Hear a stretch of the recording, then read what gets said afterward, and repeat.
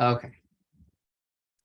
So we will be doing some JavaFX applications, but not all JavaFX applications. So just that's why I'm adding those in the libraries. So we will be looking at a client server app. When you're building a client server app, which app do you think we should code first? Client or server?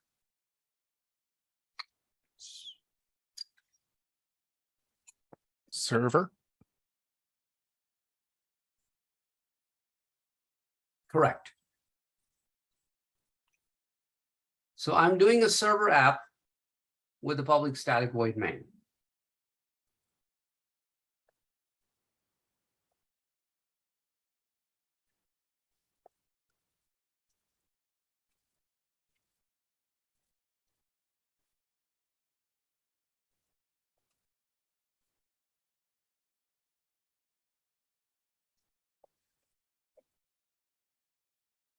Do all of you understand what is a socket? How do you define the word socket in networking?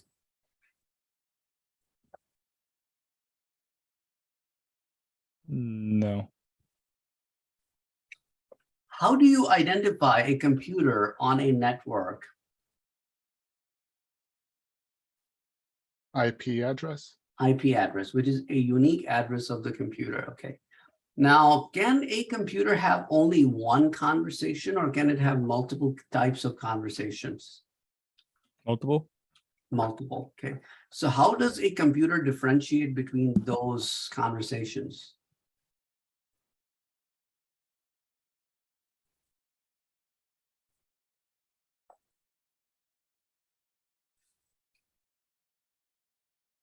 Not sure. Do you think protocol may be the answer to the question?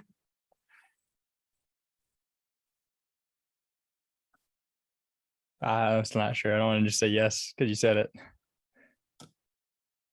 How about the rest of you? What do you think?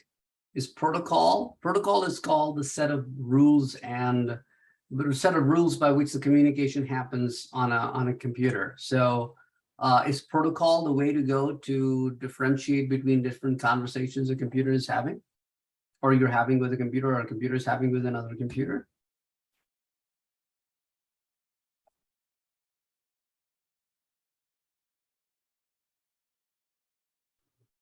Yes. I would say yes also. Anybody else has any other suggestion? The correct answer is no. The reason is because let's say if you're running two web servers on the same computer, one is an Apache web server and one is a Windows IIS server. They both understand the same protocol. So when a request comes for IIS server, if you are differentiating the conversations on protocol, then both servers will start responding to the same request. And you can run multiple servers or multiple web servers providing the same service on the same machine. So how else do you think we differentiate between the conversations? Socket? It's part of the socket. Good try though. Ports. Ports, very good. Okay, port. Each service gets a unique port number. And on that port number, it listens. So when you're communicating with a service, you need to provide, besides protocol, a port number. So that's why same service coming from two different service providers on the same machine, both conversations can happen simultaneously because they each have their own port numbers. That's why when you install a web server on Windows machine, the default port is 80. So you probably would not even have to give a port number if that's the only web server running. But if you are running a second web server, you can't run it on the same port. You have to come up with a port number, different port number. Otherwise, your operating system will tell you right away the port number is already in use. Okay. So socket is basically a combination of an IP address and a port number. Okay. So what we will be doing first of all is we will be creating what we call a server socket. Server socket.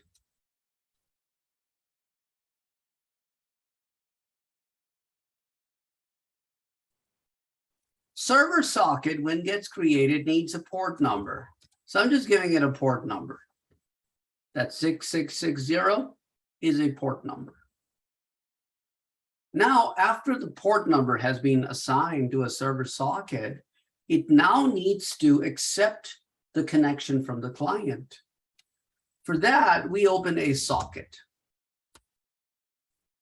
on the server socket, which can now accept client connections. Okay, so we have a connection stream coming from the client. However, the same extension acceptance stream can be used to send data back to the client. So you have to figure out if this is read or it is write operation. Initially, we'll do read operations, but we'll also do write operations. Okay. So if I were to read client data, so for example, if I take help from data input stream class,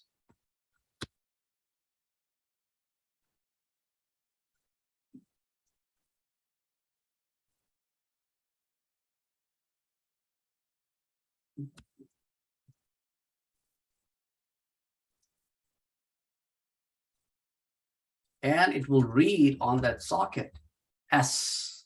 That's why I'm saying S dot get input stream, because it reads on that socket.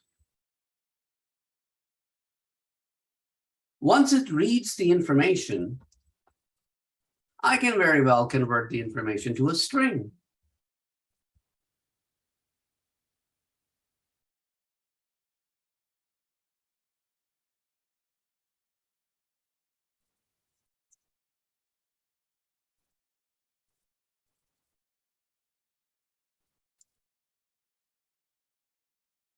And this is the message that we read, and we close the server socket.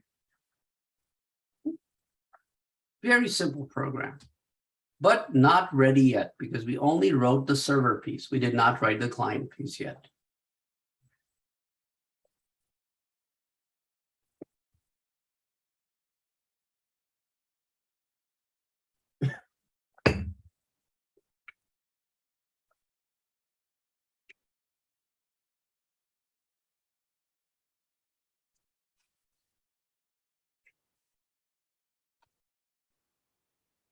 Let me know when you guys are done writing the server, and then we'll move on to the client.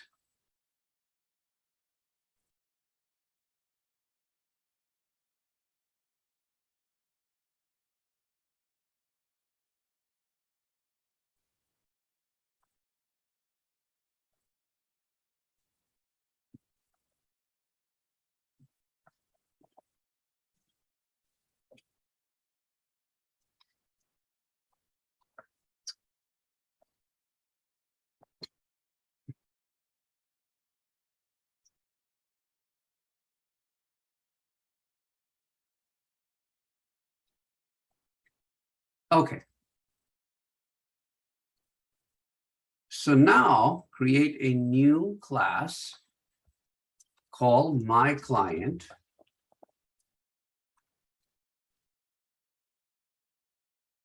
With a public static void main.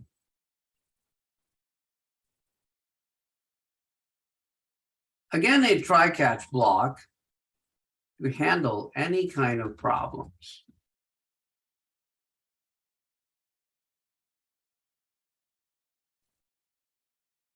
Now, client only needs a socket object. However, the client socket, since it's not a server, it's not tapping into the server socket object, unlike the server socket. So for example, in the server, remember, we wrote socket is taking its stream from a server socket, which is talking on that port number. Client doesn't have that stuff going. Rather, what client does, the client talks to a server located at a certain IP address, and then when you got to go give the port number, okay? Now for us, the IP address is the local host, so that's why I'm using local host. But if you are running them on two separate machines, then you will provide the IP address of the machine where server will come live.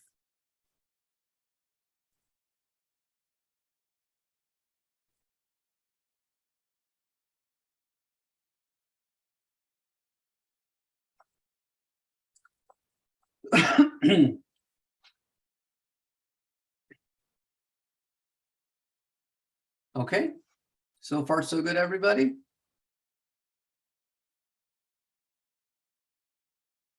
Now the server was using a data input stream because it was reading the data from the client.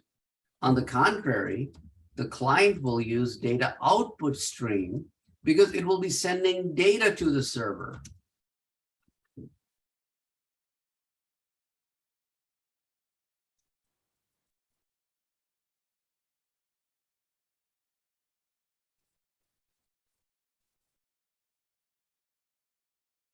Okay.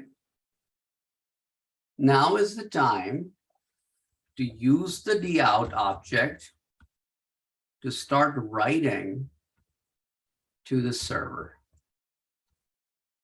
Hello from client to the server.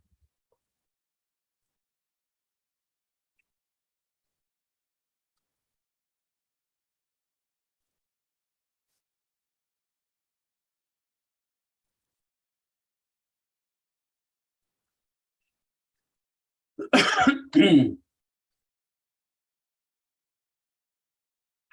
once you send the data over to the client, to the server, you simply flush it out, and you close the stream and you're done. I will tell you how to run it. So for now, when you guys are done coding these lines, let me know.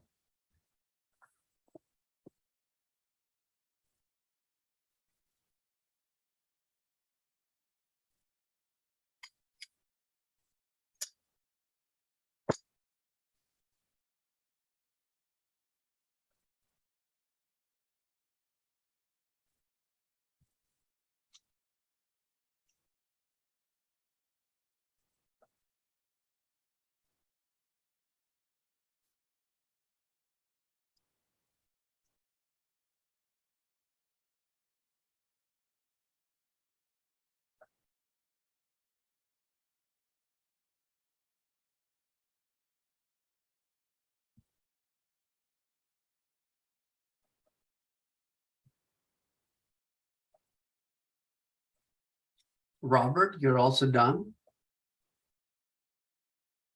Oh, okay, cool. In order for you to run this, you need to first click on My Server and run the server by hitting the Start button. There will be no output.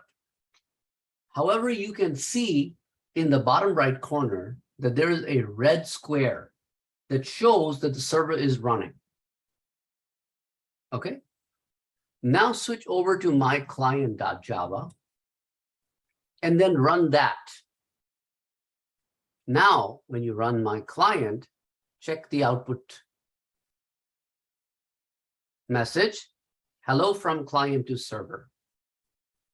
And how do I know that this message is actually coming from the server? Check the line above that says terminated. And after the terminated, you can see that the name of the class is my server. So, and also the word message colon, that was written in the server. So the server actually accepted the data from the client that the client flushed out to the stream. So it took the data from the stream, it converted it from the UTF format to a string format, and then it displayed that this is what I received from the client. So you always run client first, sorry, server first, and then you run the client, because client, when it comes live, looks for the port number, and the server registers itself on that port number So when the client becomes active, the port number is not already in use. Okay, everybody follow that? Were you all able to send the data from the client to the server application? And the server displayed the data. Now we're using TCP/IP protocol to make this happen. So at the transport layer, I'm using TCP protocol to send the data from the client to the server. And TCP is an acknowledgement-based protocol. So every packet that it receives, it sends an acknowledgement to the sender. It's a slower protocol, but it's much secure. You can also write similar application using a UDP protocol, which is user datagram protocol. So instead of dividing your data into packets, it divides your data into datagrams, sends those datagrams over, and they are acknowledgement-less. So faster delivery is done. So for non-sensitive information, user datagram protocol is perfectly fine. Did everybody over here get to do this? If you can, please provide me the green check. I would really appreciate. Thank you very much. Okay. Now let's look at the UDP example. Okay. So UDP example. So let me first create a new class called my UDP server. Again, a public static void main. UDP is slightly different from the TCP server. Okay. So you basically need to create an object of datagram socket type.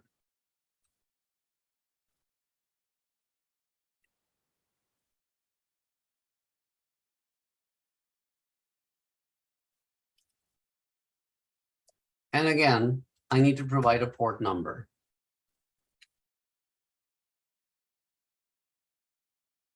Oh, hold a second. I should do throws IO exception because I'm not writing in a local try catch block. So I'm just letting the main throw an exception. This is the size of the packet, 65,000 bytes.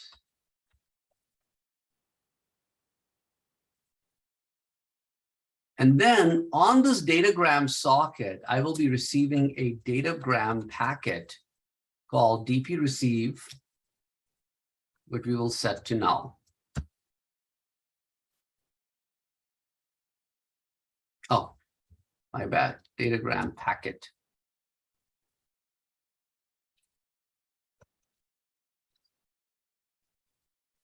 Now I will run an infinite loop, right? Infinite loops are not always bad. What we want to do is we want server to read the data from the client, constantly read the data from the client, till the client says, I don't want to send you any more data. Okay, so now you will instantiate the DP receive object.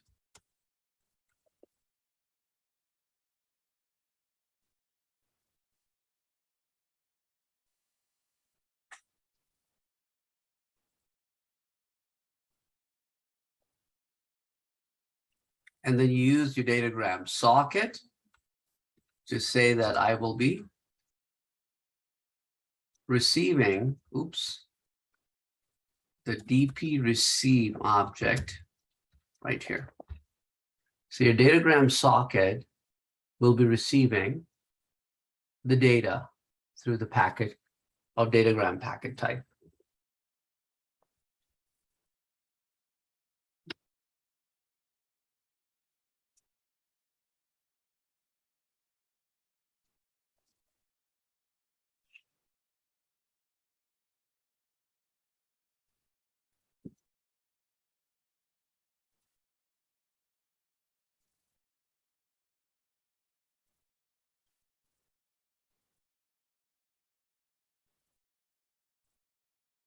So the client, I will send the data over to the server, and the server will display that I received the following data from the client. Now, there's an important piece of information that receive is the buffer or is the byte array which receives the data. And this is the length of the byte buffer or the packet size. Now we will check to see if the client send the data that equals the word by. If that's the case, we will terminate the loop.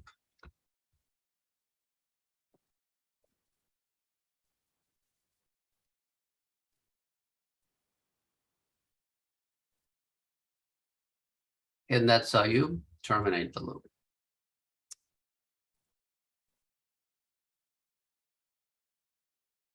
And then once, oh, sorry. If you have decided not to terminate the loop and you're staying within the loop, then every time you go back to receive the next packet from the client, we got to empty out the packet. So that's why I have the refresh instruction right here. And then once you are outside of the loop, you simply close the connection.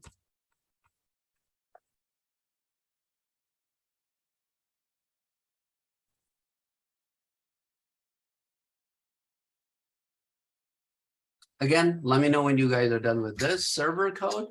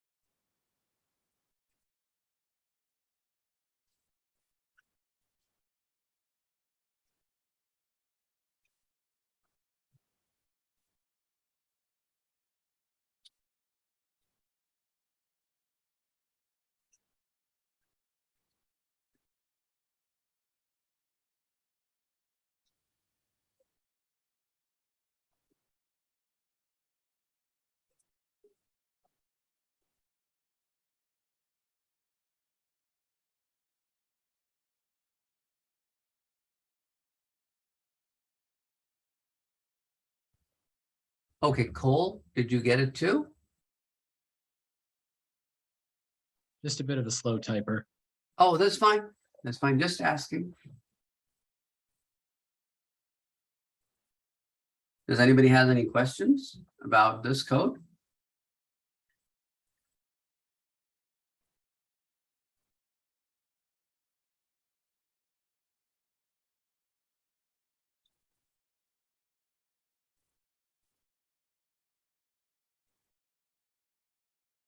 So we still open the socket. We still create a packet. We then accept the input into the packet, the datagram packet, where the size of the packet and the holder of the packet is line 13, which is a receive byte array. We receive the information on line 14 from the client through the datagram socket object. And then we just simply display the information, and then we ask, and we check to see if the user typed by. If the user typed by, we then terminate after we display by. And then, or if user did not type by, then we reset the receive array for the next input. Now let's create our next class as my UDP client with a public static void main. Now, server needs to constantly receive information from the client. For that purpose, we will create a scanner object, which will keep asking user to enter an input.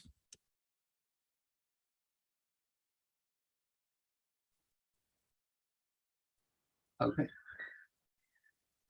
Again, we'll use the datagram socket.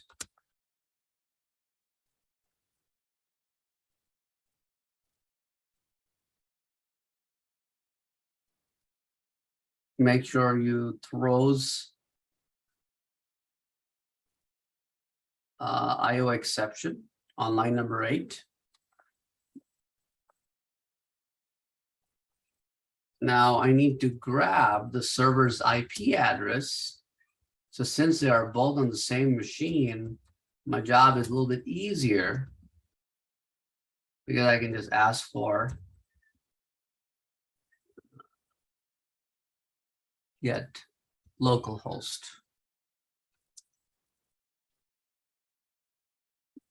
Okay, byte array.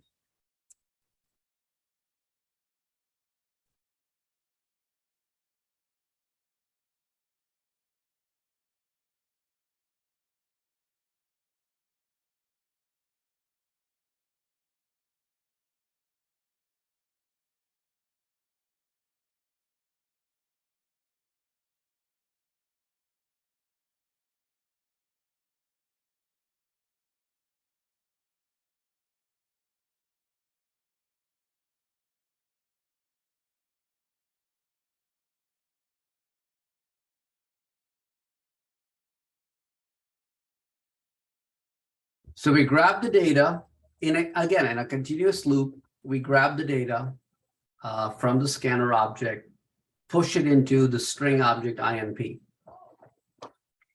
Then from the INP, we convert that into bytes to put it in the buffer because we need to send a buffer array. Then we create our datagram packet.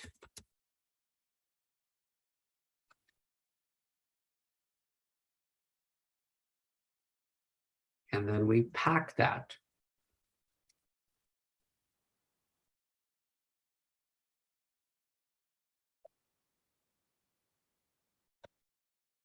With the information, the buffer, the length of the buffer, the IP address where the data is going to, and the port number at which the server is listening. And that's 14,002. So that's 14,002. Okay. Now, once you're done with that, you use your datagram socket and you send the packet over to the server. If the user enter by, then you terminate the loop.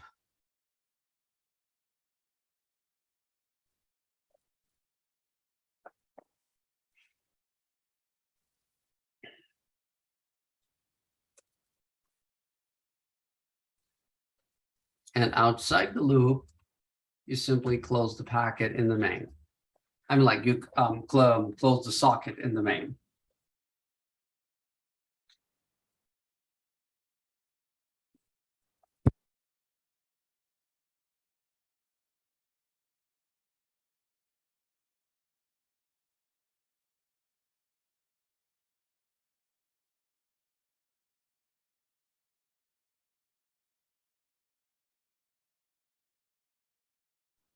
Did you have to change something to get inet address.get localhost to work?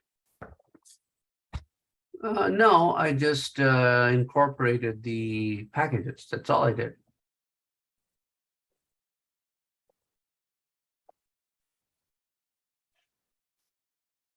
It errors out every time I type in inet get Ah. local. Check your spelling. Yeah, I did. It lets me autofill it. It autofills get localhost, but then it just errors out saying What does it say on line number 9? Does it say throws IO exception? yes. Go ahead and complete the line and hit a semicolon and then organize the imports. See if that takes care of the error. Otherwise, we can have a look at it. I did that too. Oh, okay. Let's see then. Can you share your screen? Yep.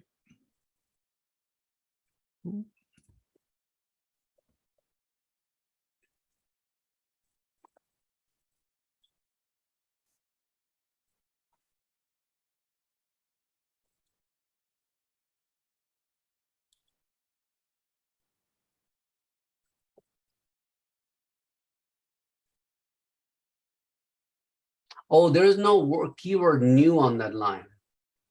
Oh, Lord. So you're simply asking the INET to send you the local host, which you're assigning to the local object. I see.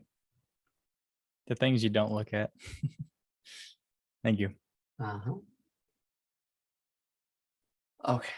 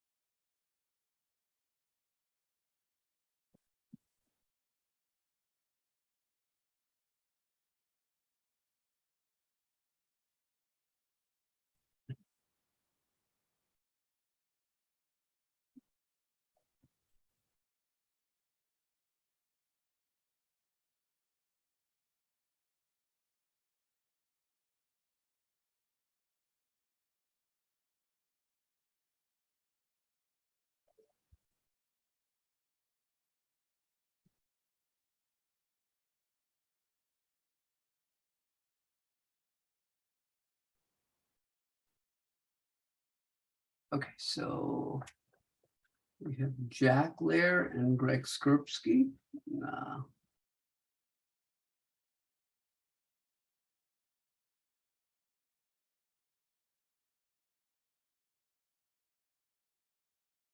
Okay. So guys, you will run it exactly the same way that you ran before, that you will first run the server. Okay, so server starts running. Then you go to the client and you run the client. The client right now does nothing because we never gave it any message that please enter your data here. But if you click in the console, it is data ready. So you just simply start typing something and hit enter. It will then go to the server and the server will say, client send in the following data. Now comes the biggest question. How do I go back to the client? Do I need to rerun it? No, you do not need to rerun it. Let me show you how you can go back to the running client. In Eclipse, on the right-hand side, in that bottom console bar, if you keep going to the right, do you see that square, red square? Keep going to the right, keep going to the right, and you will see an icon that if you hover over will say display selected console. It looks like a little television screen. You click on the arrow to the right of that, and that gives you a drop-down box in which you can switch back and forth between the two applications. You click on client in that drop-down list, and it will take you to the client console. You type the next message and hit enter, it will come to the server. So Saad is here. Okay, so now it goes and comes back. Then I switch back to the client. And this time I will say, okay, bye. And it terminates.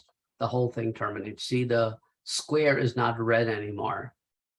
So this sort of kind of gives you an idea of an ongoing conversation between a client and a server till the server says bye, the client says bye, and then everything terminates.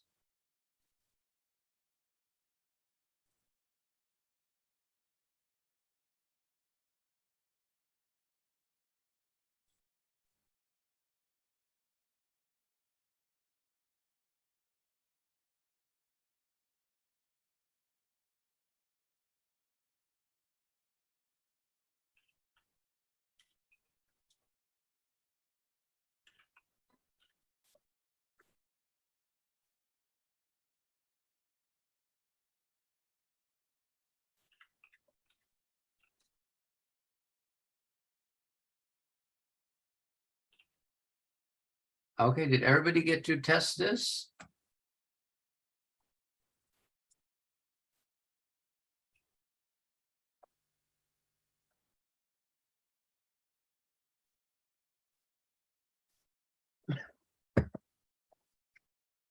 Jordan, Greg, and Victor. Making sure I understand it. You launch the server, you launch the client, and you type in data ready. Yeah, I wrote that on the client. And then it switches automatically to the server. The server should display the message. And then I go back to the client and I type bye, and then the whole application terminated.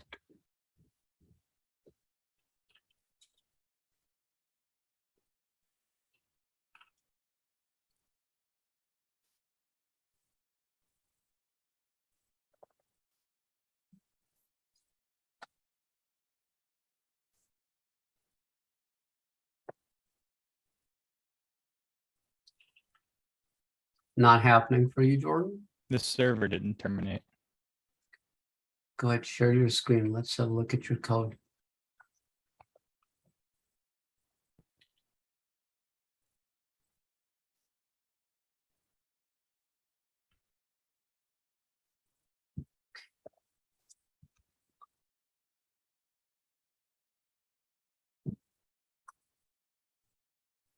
Oh, because you up, yeah. That's I it. just checked that here. Okay.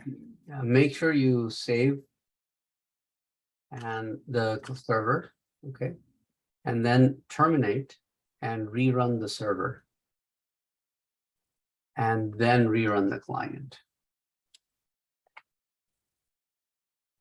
Yeah, just click in the console and type a message. Okay, enter, then type, oh, hold a second.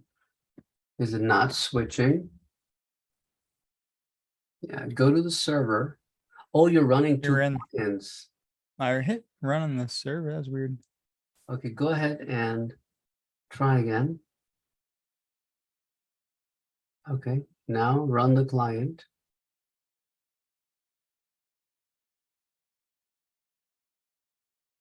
Okay, type something. Oh, Okay, there we go. now to go back to the client, type no, not here, to the client. Oh, sorry. There you go. And then terminates.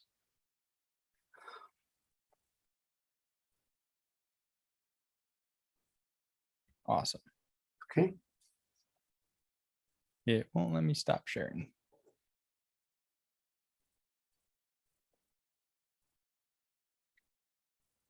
Now on the client,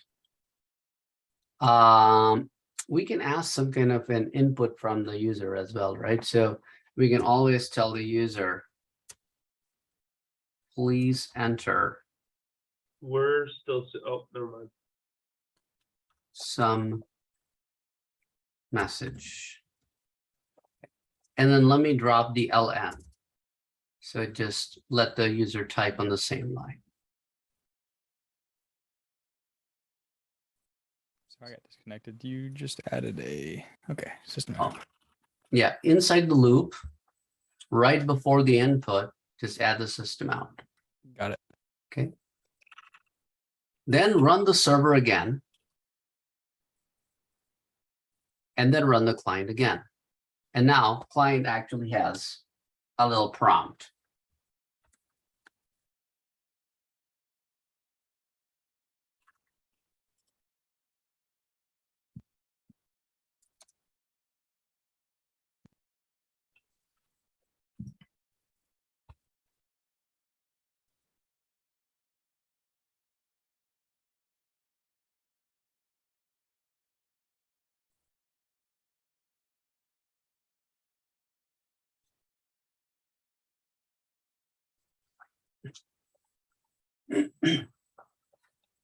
Okay, everybody got this, right?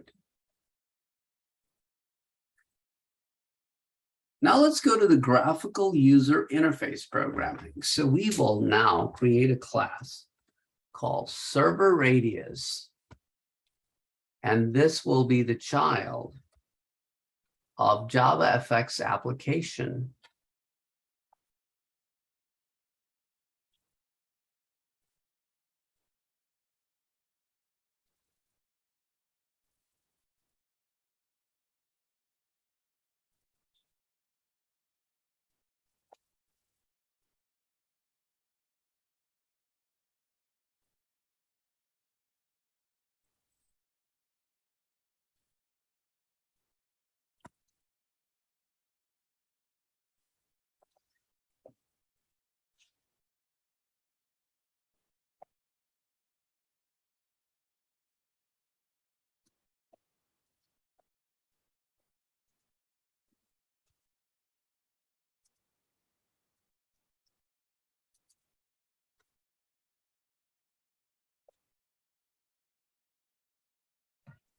How do we extend the class again? It's not letting me when I put application.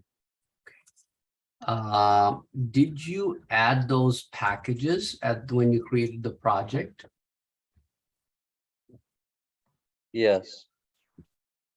Okay, can you share your screen, please?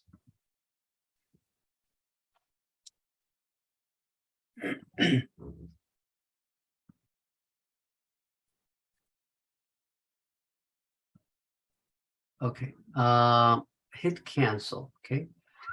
Right click on your project and go to properties. Then go down to Java build path. Click the libraries tab. Yeah, you did not add the external jars. Add them again. Okay.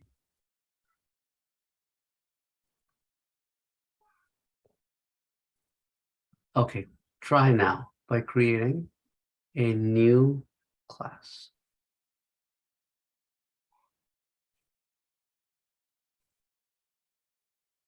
The name of the class is server radius. I think you're missing an R. Server. Okay, now hit browse. Type application. Here you go. Okay. Thank you. No problem. Okay.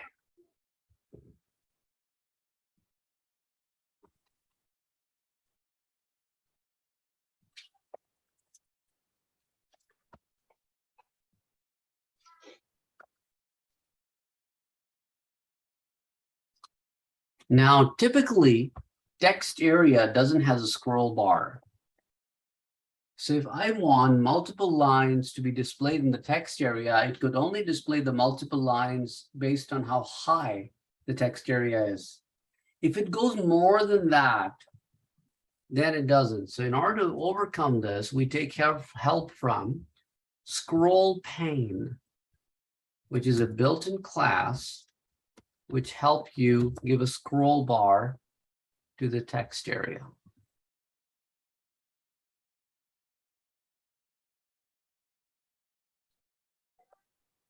We created a text area.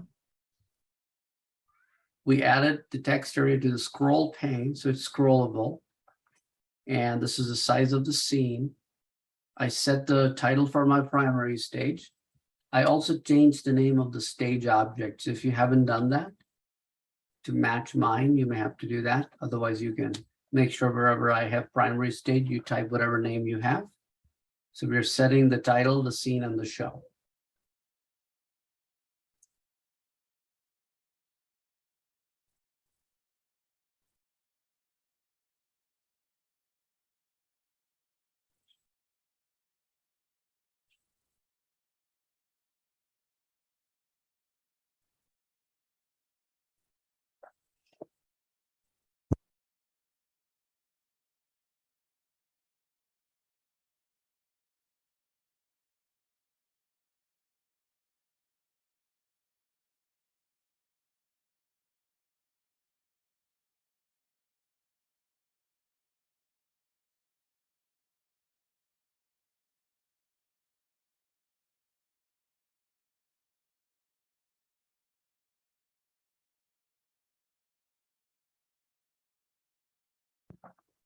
So what I want to do in this program different is that I want to run my server socket inside a thread. So to do that, I will create a thread object.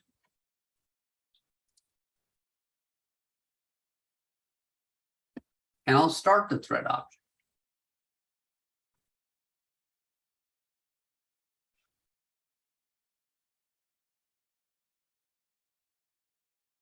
Once everybody is done with everything I wrote this far, let me know in the chat, because we will be building the rest of the stuff together. And I'll ask you a few questions while we build it That way we will be able to refresh on what we learn about threads.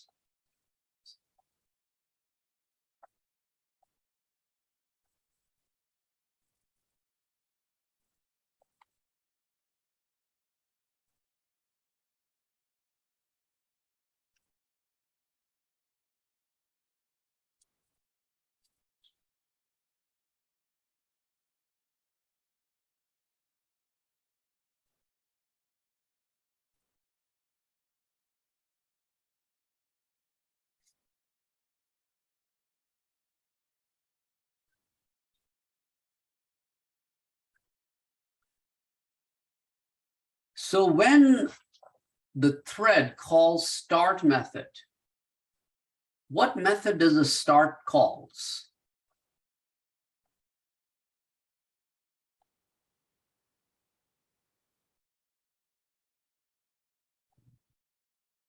Is it run? Run method. Very good. Okay. Did we write run method yet? No. No. However, line 18 will still work. So where is it getting the run method from?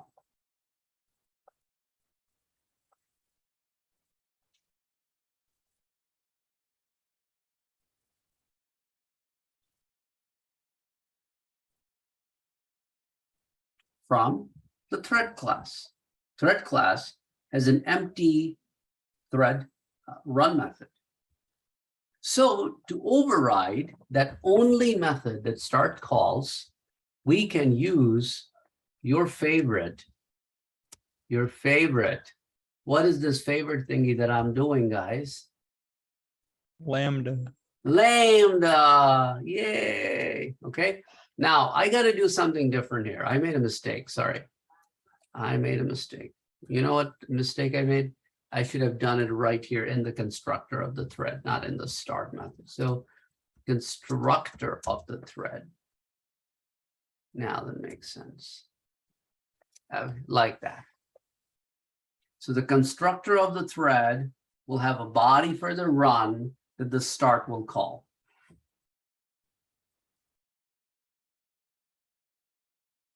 Crazy, crazy syntax, right?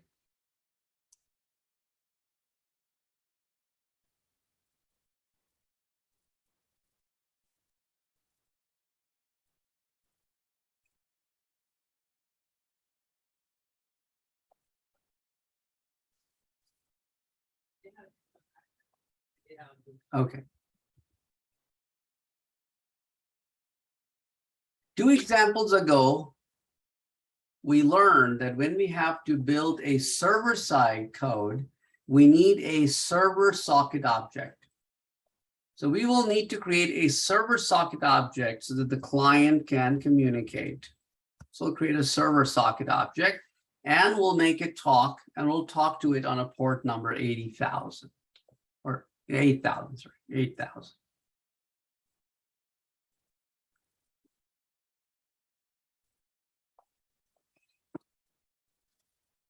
And we want the server socket to be up and running before we can do anything. So we will use the platform classes run later method, and we will override its only method with the implementation that anytime it just comes live, you got to append text to the text area that server started at so-and-so date and time and create a new line. That's about it. And this date will be coming from the util package.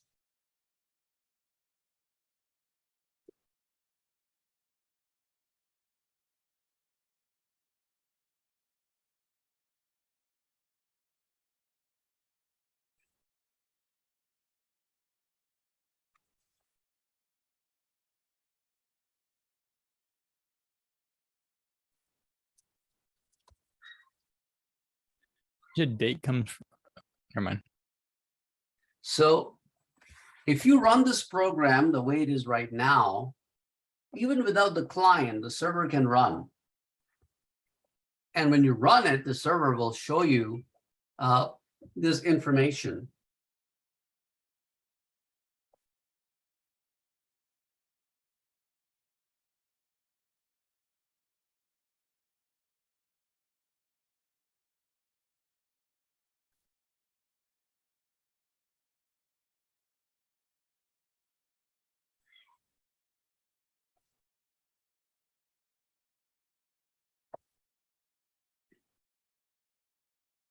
So I believe everybody should be able to run this code this far without a problem.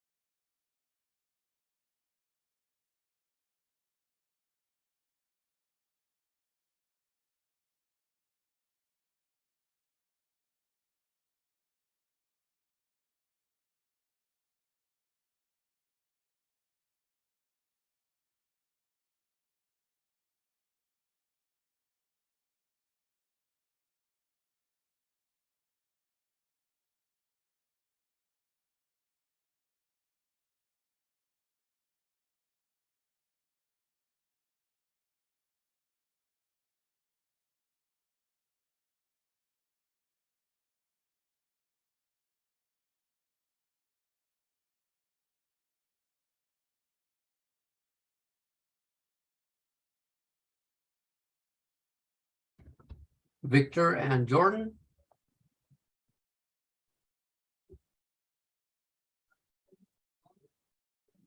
Okay, Jordan got it.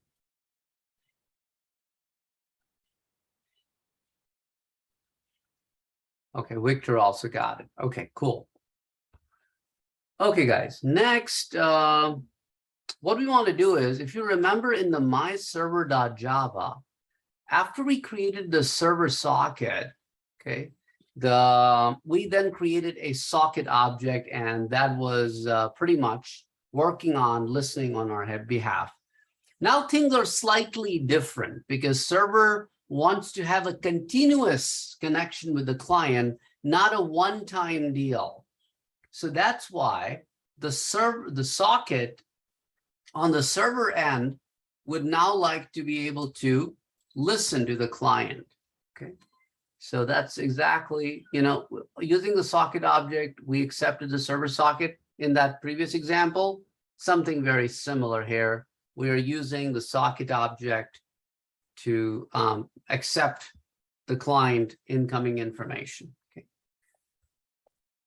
But there'll be one thing different in this example. In the previous example of my server, the server was only accepting the input, was not sending anything back to the client. But in this example, we will read the data from the client and also we'll send the data to the client. So we will need two separate objects.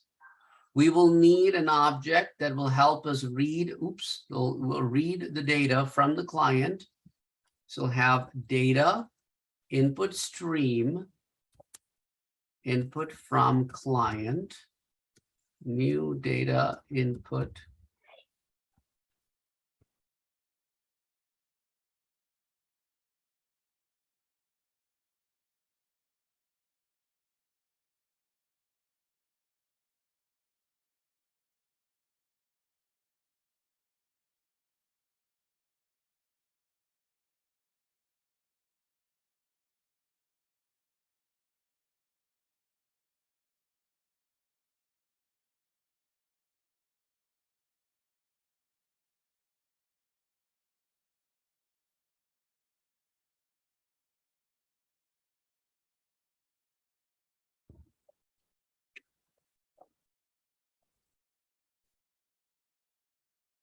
Okay, so once we establish our input and output object, we can now, for continuous communication with the client, we can run an infinite loop, exactly like the UDP model. We had an infinite loop running on the server. We'll have an infinity loop running in the client as well. I mean, like in this example as well with TCP.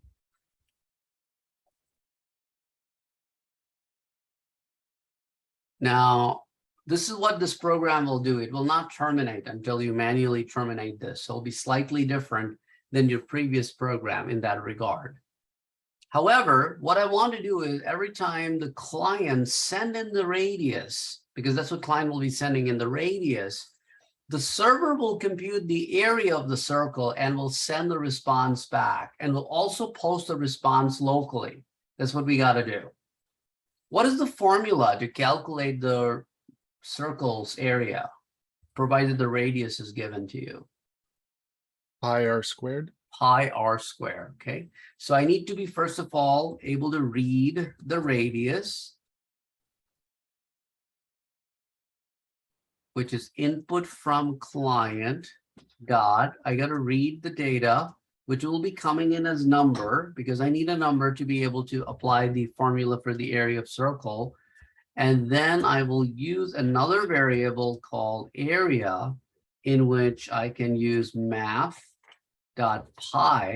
times math.power, and then I can do the radius, and I can do the square of the radius. So that'll be the pi r square. Once I calculate the radius, once I grab the radius from the client and I calculate the area of the circle, the next thing I would have to do is to send the data over to the client.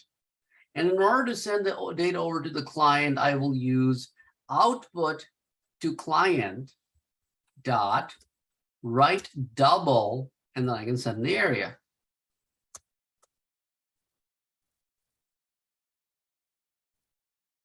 So that stuff is simple. So I receive the data from the client, which is a radius. I apply that in a formula to calculate the area of the circle. After I calculate the area of the circle, I push the data back to the client. Now comes the next thing. I need to also be able to push that same data into a local text area where I was displaying the date from line 28. So I'll do the same thing.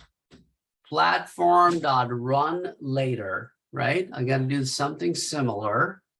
However, now I'll do a block instruction as opposed to a single instruction. I'll do a block instruction.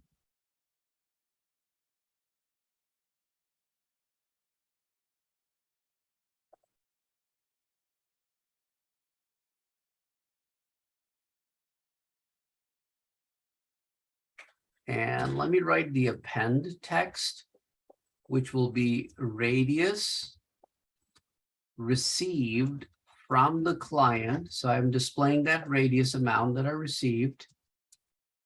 And then I will also share what area I calculated on the server. So text area dot,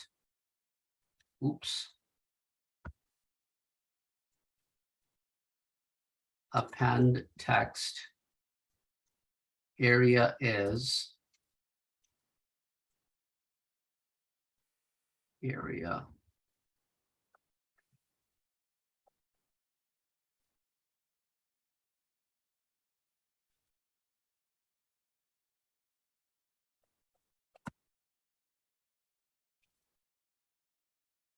again, this is just the server, so we can't really, even if we run it, we won't be able to do much with it because we need the client to complete the picture. The server is done in its entirety.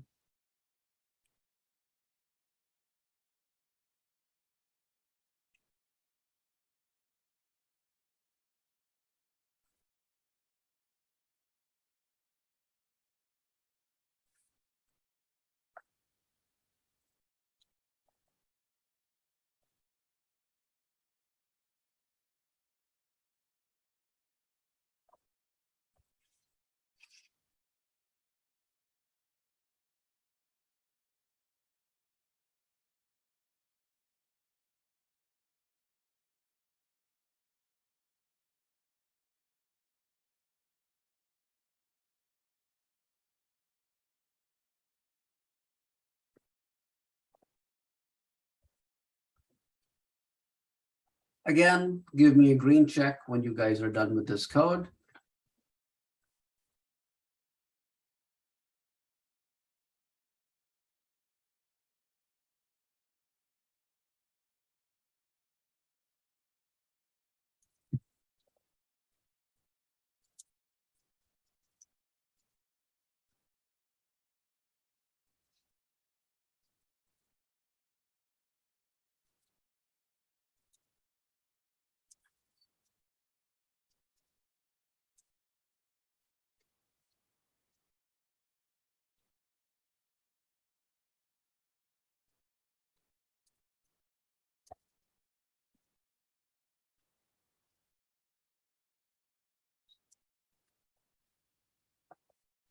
Okay, is Victor the only one left? Or you gave me a thumbs up, I didn't check.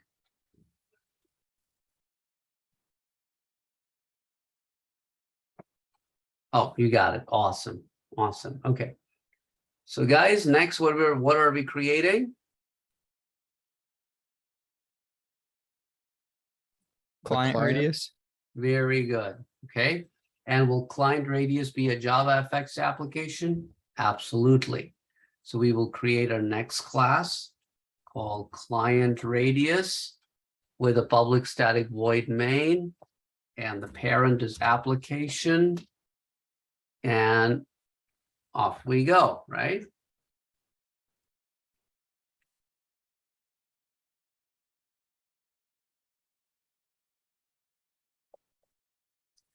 It is also possible, I mean, like, let me first change my object name to primary stage, and I can launch my args, okay?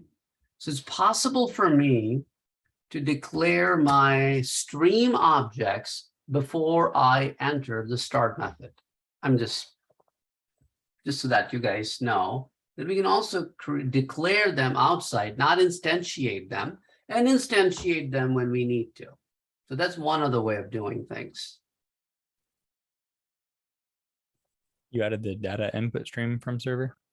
Yeah, so this is where the client will be getting the input from the server. And then the output stream is where the client will be sending data to the server. So just like server can have two-way communication with the client, client can also have a two-way communication with the server.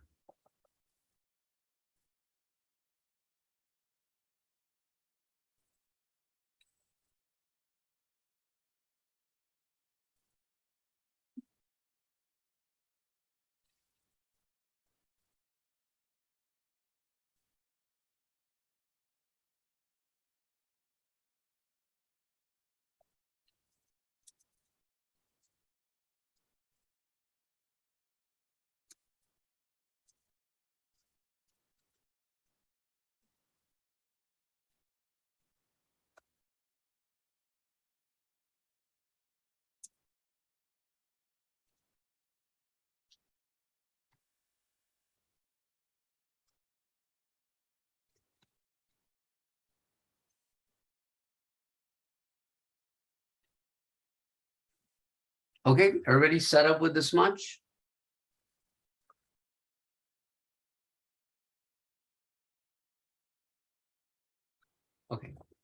did we talked about border pane in JavaFX or no?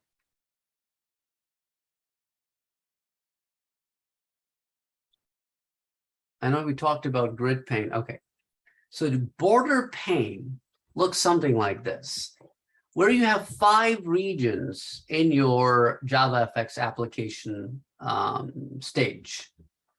So you have a top region, a left region, a right region, a bottom region, and the center region. This is similar to the border pane in the swing environment, where it used to call this one north, south, west, east, and center. So they removed the north, south, west, east to left, right, top, bottom.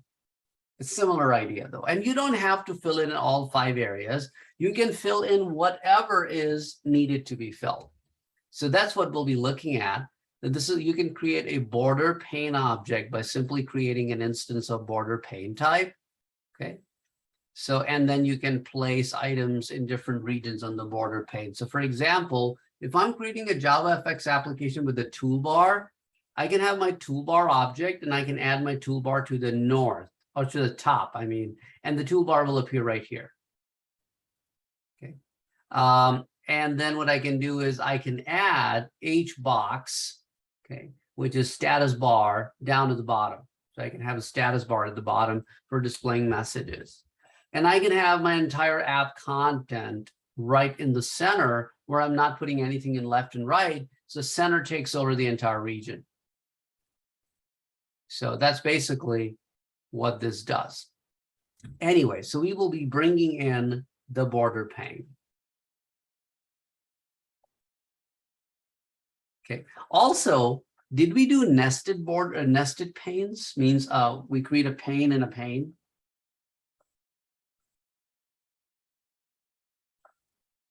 I don't think so. So let's try to do that as well. So let's do a nested pane as well. So we will create our main pane. So border pane, main pane equals to new border pane. So that's our main border, okay? Then we will create a pane other than the main pane, which will serve as a nested pane or inside pane in which we will display some additional fields. So again, we will create a border pane object, but with a slightly different name. Let's call this one pane for label text field. So we'll have a pane in which we'll just display the label and the text field. That's about it. Now, if label is not needed past the instruction on which the label will be displayed, you can simply instantiate an unnamed instance of label. Like here, I'm creating pane for label text field that's set left. Okay, so on the left-hand side, I am, because remember, it's a border pane, so I got to pick a region. So in the left region, I'm adding a label. Then I'm creating a text field.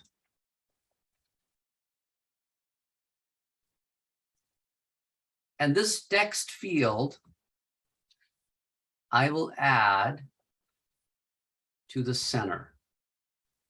Oops. To the center.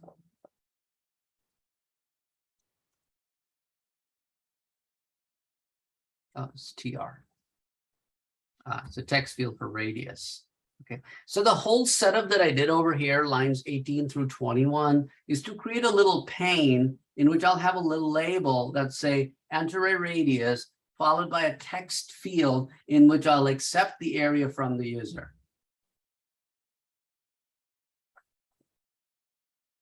And then let me build the other component I need for my main pane besides this nested pane.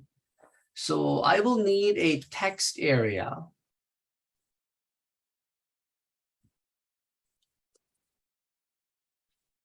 And this text area will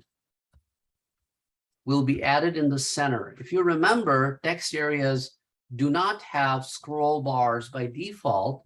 So we add them to the scroll pane. Oops.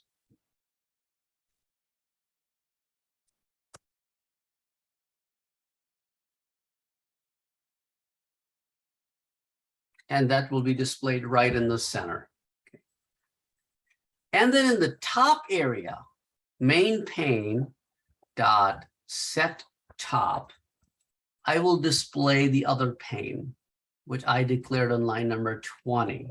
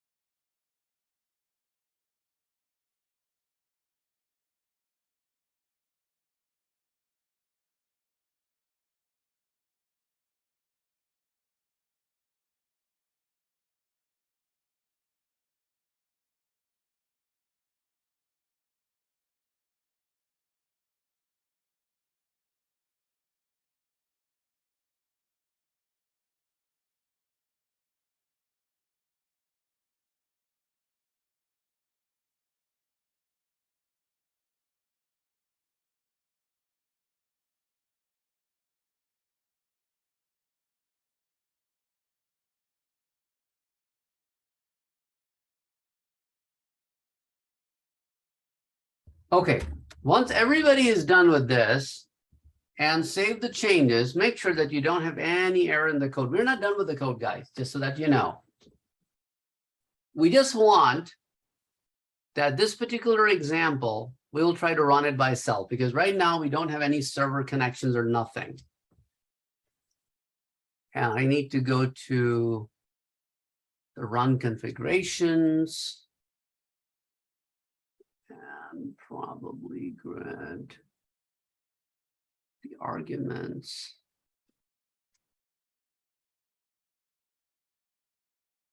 Okay. And this is what you should be able to see as your setup. So I want everybody, give me a green check when you're able to run this.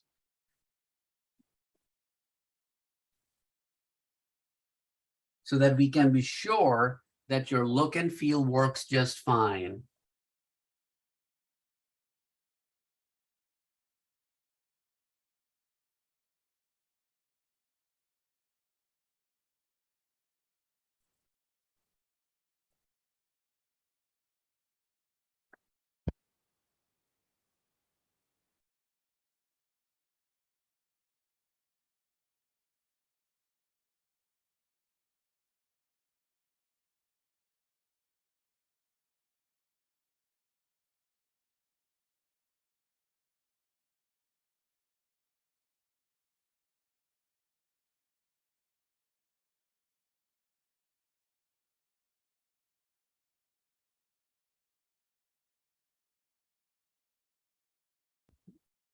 Victor, did you give me a thumbs up? I probably might have missed it. If you gave that already.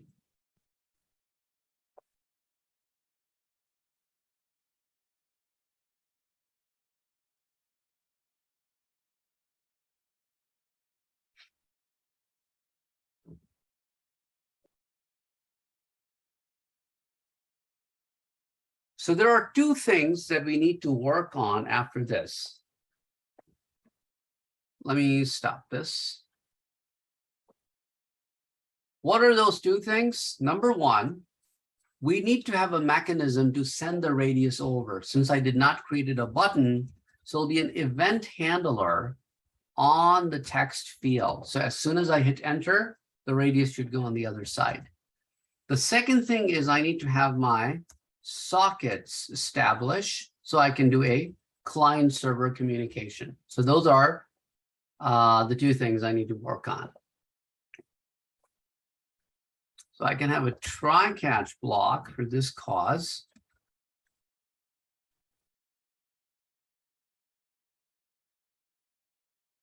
And remember when we talk to the server, what do we need? We need a socket that can tap into the local host and can talk to the server on a certain port number. So our port number in our my server is, oh, sorry, not my server, in server radius is 8,000, right? So that is the port number on which the communication will take place in the client, okay? Next, once we have the socket in place, we need to instantiate the input stream and output stream object on that socket. So from server, new data input stream, socket dot get input stream. And then when we have data coming, going to server, we have a data output stream where we get the server output stream. So that's one piece of the information.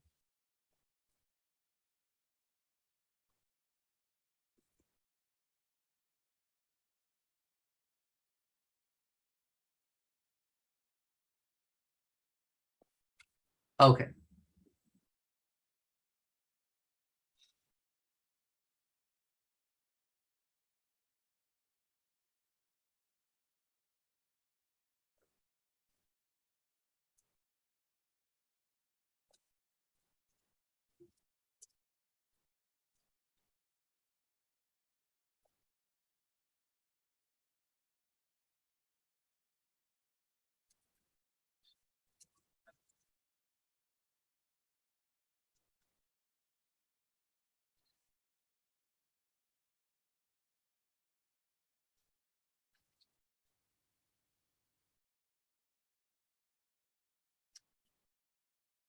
So I'm purposely going one step at a time. So I'm glad you guys are giving me green checks.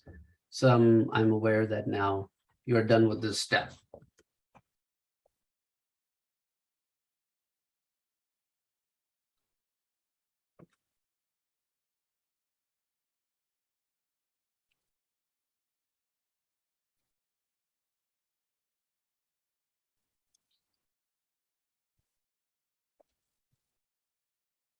Okay, so now what we have to do next, we need to be able to do our event handler for text field.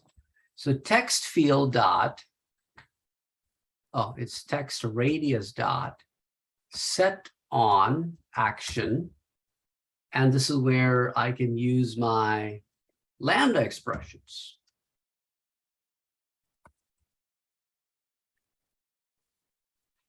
And I can have my local try-catch block.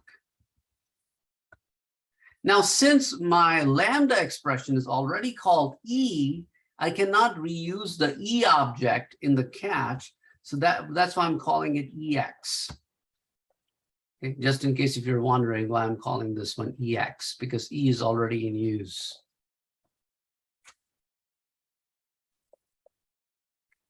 Now I'm reading the data from the text field.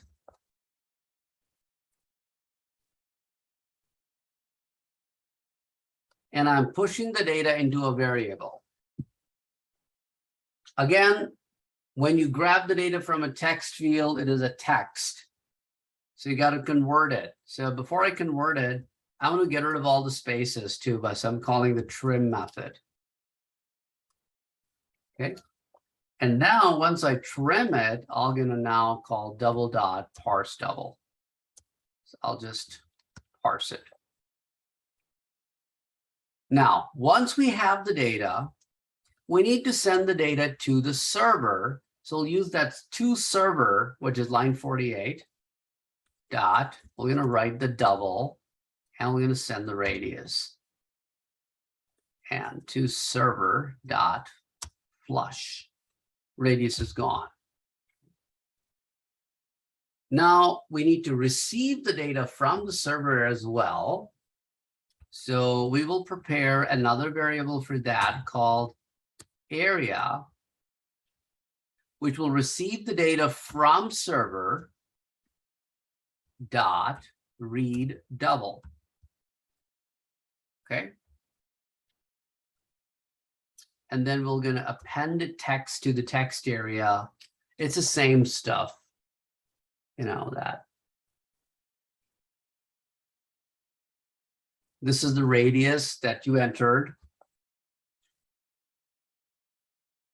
And then the area that you received from the server.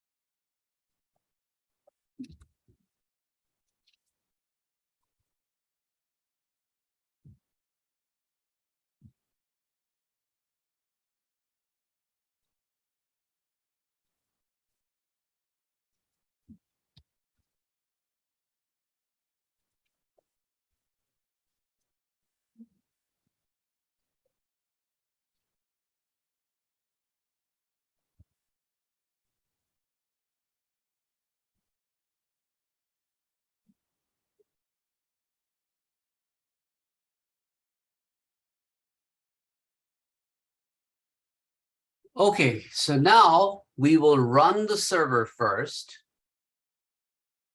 The server radius will come back up and we're going to wait for the client to communicate. So we're going to now switch over to the client and run the client. Okay, so here we have a client and here we have a server. So in the client, I will type a radius, let's say 15.22. See, the client radius is received by the server and it sends the area back to the client and client also receives it. Similarly, let me add something else. So you can have constant communication back and forth between the client and the server.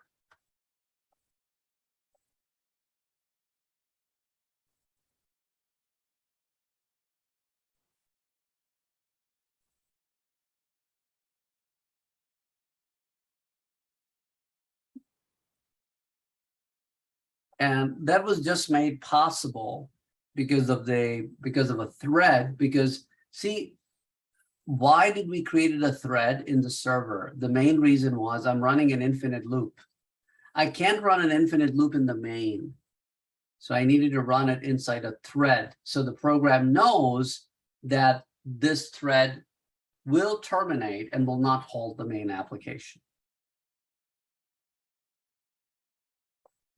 So that made the server have multiple conversations with the same client. So again, give me a green check when you guys get to run this and can test this.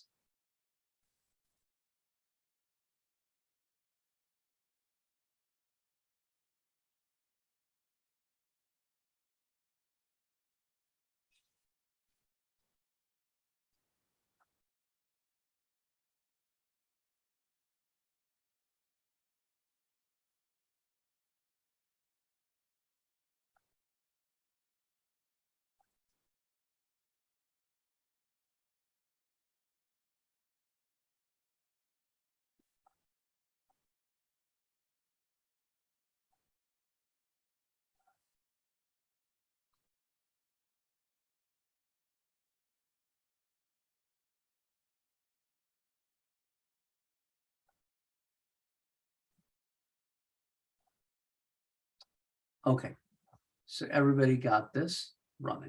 Awesome. Any questions, guys?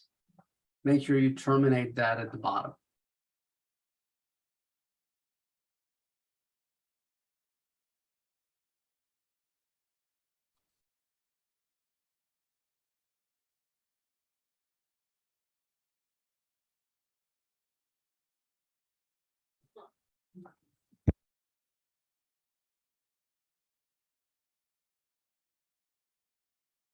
Everybody good? Okay. So we will now take a break here. And when you come back from the break, we will write another server for the same client. Okay. The server that we will write next will be a server that can take multiple clients, right? The server comes up, one client joins, and the server says, okay, one client has joined me, and can have a communication back and forth with that client. And another client joins in. So the clients are not talking to each other. The server can now talk to both clients individually, irrespective of each other. So it's pretty much like one server serving many clients at the same time, and each client thinks that they are the only one getting served. Follow that? So that's what we will be then coding, a little bit of a different kind of a server, but after the break. So let's take a break till 7:25. And then when you come back at 7:25 that's when we will look at that information. Hello there. So we will, as I told you before we went on break, that we will now build a server that can take multiple clients and individually treat them accordingly. Okay. So for that purpose, we will now start our new class. We will call this one. Can you share your screen, Oh. please? Yep. I was about to do that. And okay. So we'll call this one multi-client server radius. Oh, sorry. Here we go. Okay. Extends. I forgot. Right. Application.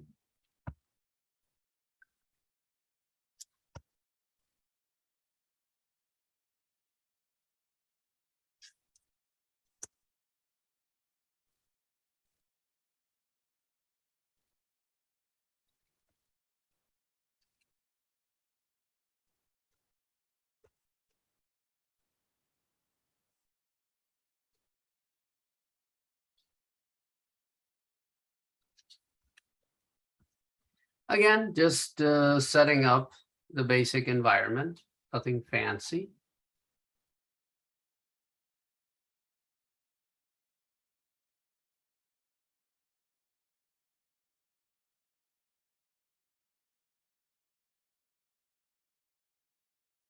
So since I will be creating an inner class handler to handle the event, and this will be outside of the start method. So I will be declaring my text area external to the start method. And then other than that, I will also be declaring an integer called client number, which will simply keep track of the number of clients connected.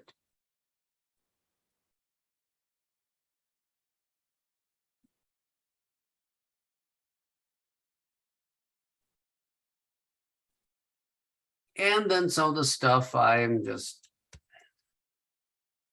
grabbing from the other server. Why reinvent the wheel, right?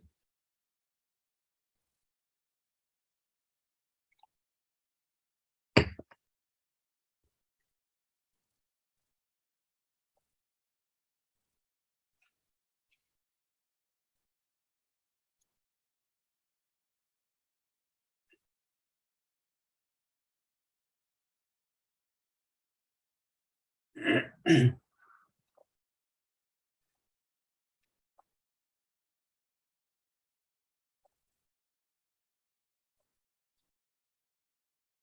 again, we will create our try catch block for the thread. Again, this is also a copy paste from the previous one.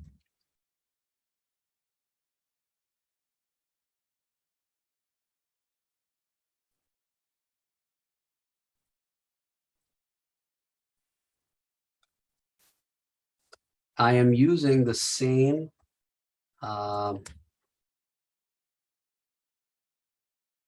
socket number 8000 so that I don't have to keep changing the socket, the port number in the client.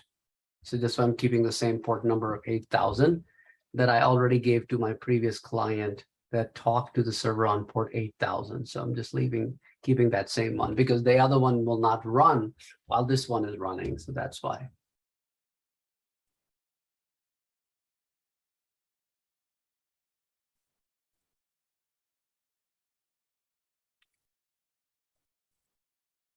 So build this much, and then I will bring in some more code from the other one, and then we will also add some new stuff.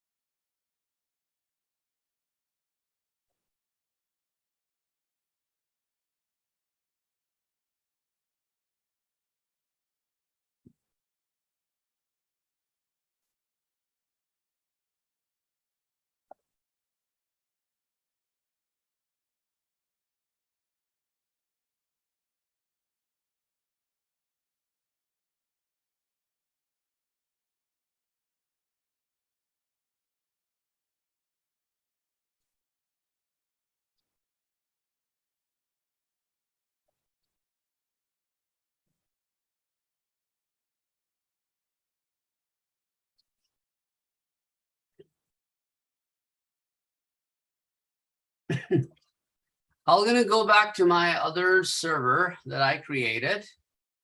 And I had a while true loop there. So I will be grabbing that one. Why do I need a while true loop? Because I have multiple clients connecting. So I have a while true loop to take care of all these clients in a thread. For which every client that joins, I will grab the socket information. So I'm not declaring my socket information outside of the thread, but in the thread, as the clients keep coming in, for each and every client, I will increment the client count. And then I will also display the client number.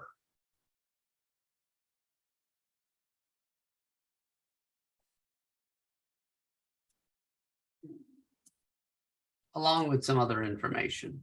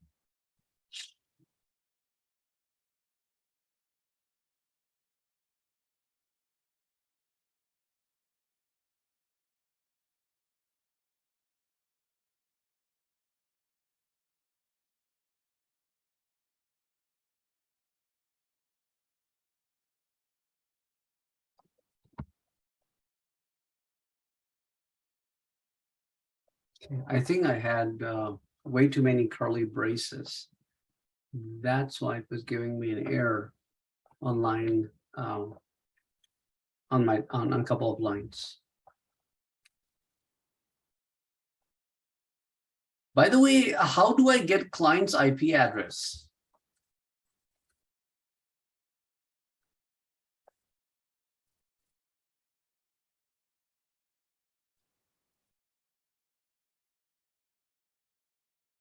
And the client's computer name. How do I get that information?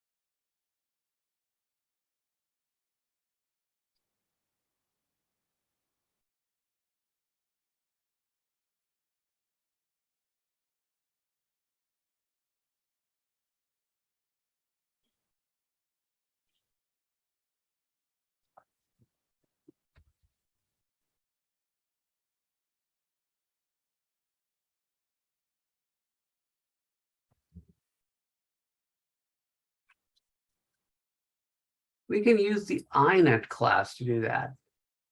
Okay. So we can use the INET class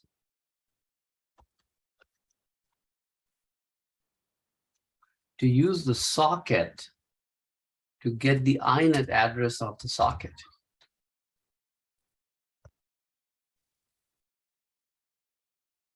So using that information, I can actually display that the client number so-and-so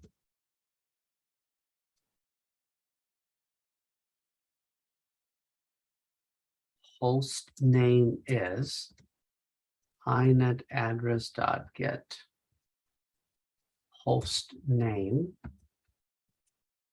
and host address is get host address.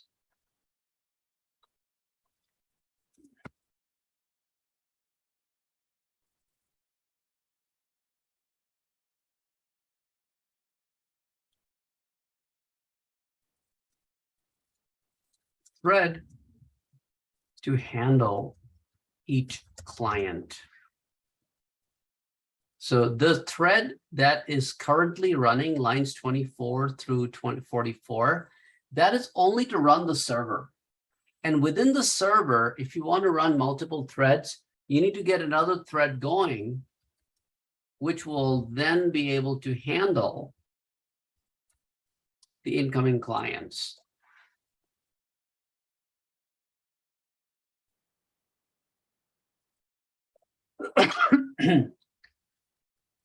Now you have two different ways of handling the problem. Either you write your local implementation of the run method on line number 40. Or what you do is you create somewhere over here outside of the method that you are in right now, the start method. Method ends here. So you write your inner named inner class to handle multiple client threads. Okay, so we'll have a class handle client implements runnable.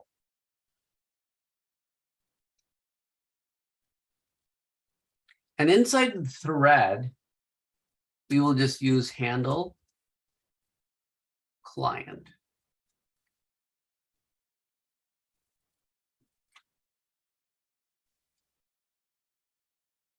Now, clients can run on their own. They probably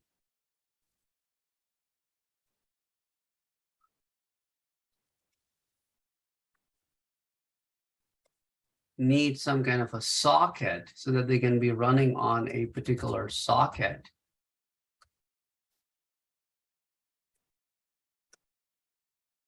So what we need to do on line number 40 is we got to pass that socket that is in the local run method, which is my socket object, which is based on the server socket. So I will be passing that over to the handler, so handler can then use it to handle the problem.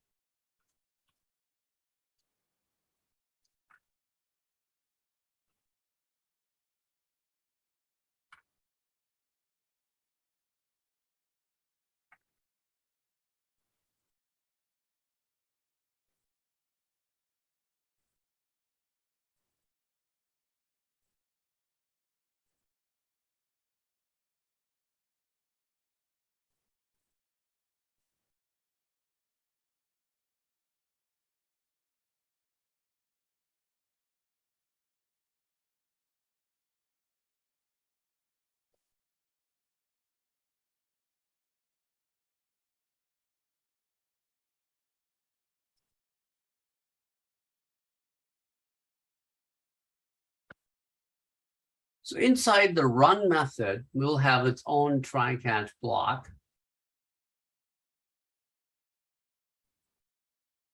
So we will instantiate some objects exactly like the way we did it in the last one.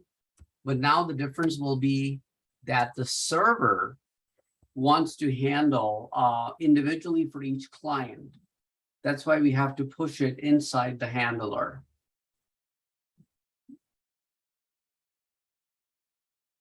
And the rest of the logic will be exactly the same. You guys remember this whole while loop I wrote?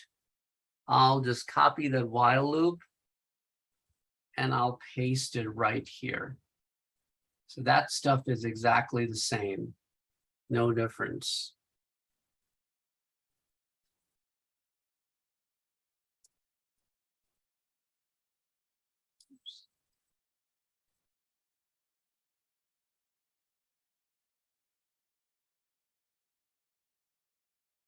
So that'll reduce our coding time because of the copy paste.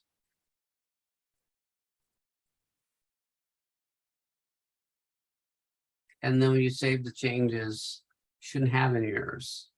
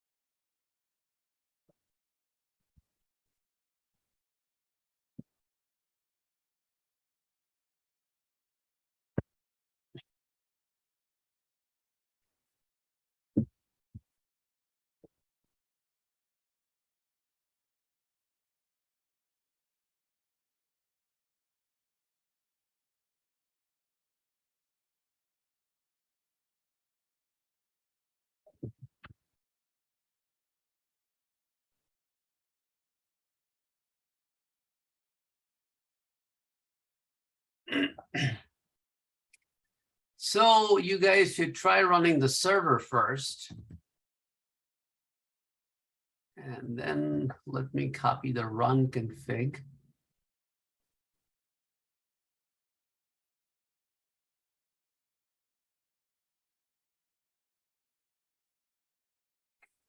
So when the server comes up, the server is waiting for the client. So let me go back to the client radius and run a client. The moment I run a client, the client is empty, right? But what does the server say? The server says, one client joined me. The client's name is this. The client's host address is this.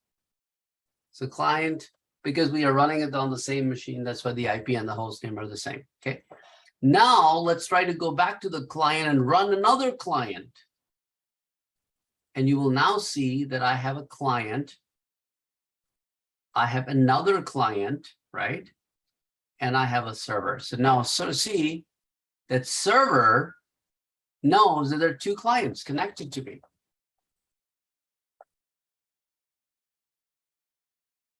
Oh, now your camera's not frozen. So again, Oh, now I can hear you. oh, Couldn't hear you after you hit run on the second client. oh, okay. So when I ran the second client, it just tells me that the second client's host information and so and so.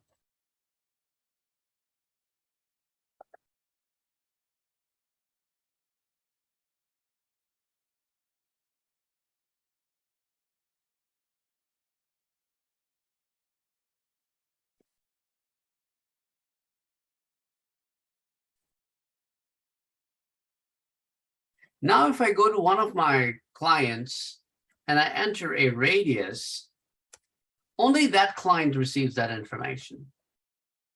If I go to another client and do it, only that client receives the information. So the information is very, very specific to the client. That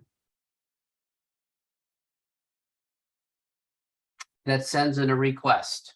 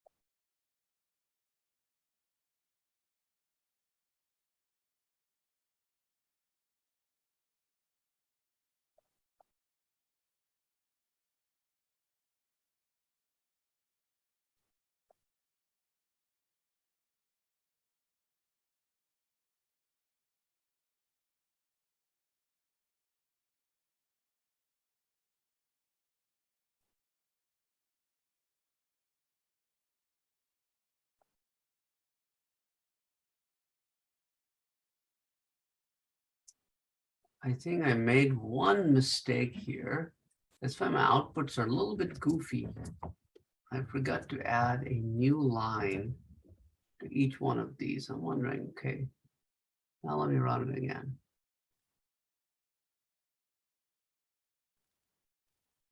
So lines 37 and 38. So what was happening? Oops. Let me end this, terminate. Terminate. Okay. Let me try running the server again. Why is it running the client?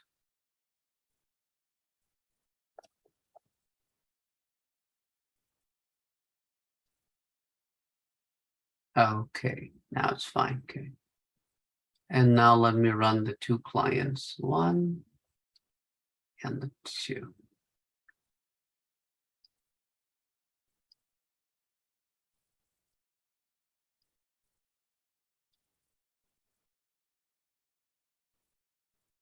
Yeah, that's better output. So now it actually shows me, which was not showing before. I mean, like it was showing, but it was on the same lines. It was so difficult for me to read. So it says that anytime a client joins, it gives a client number that so-and-so client is joined from so-and-so location. And then whatever communication then takes place, that takes place back and forth like that.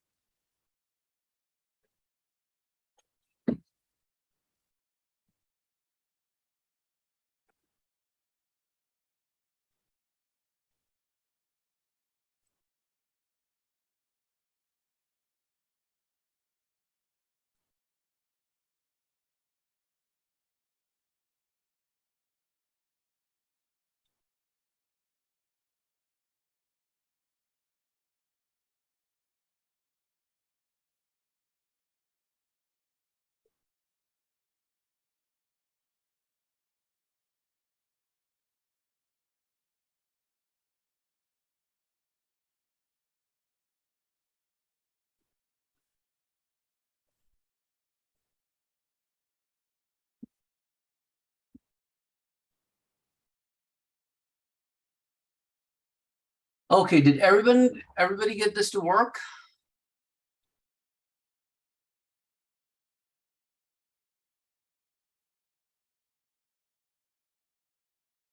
Okay. Let's see, Victor, how about you? No, I didn't. Okay, okay, are you still coding? Can you scroll down? Okay.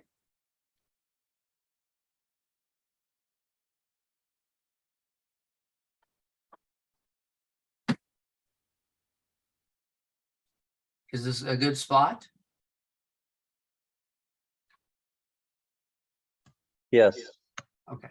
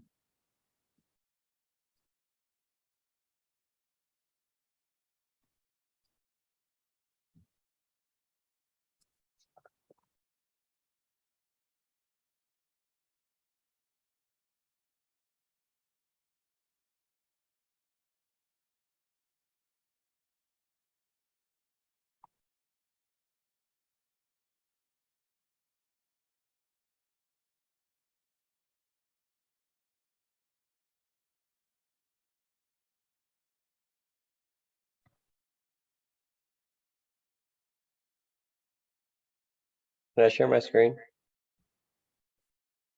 Okay, go ahead.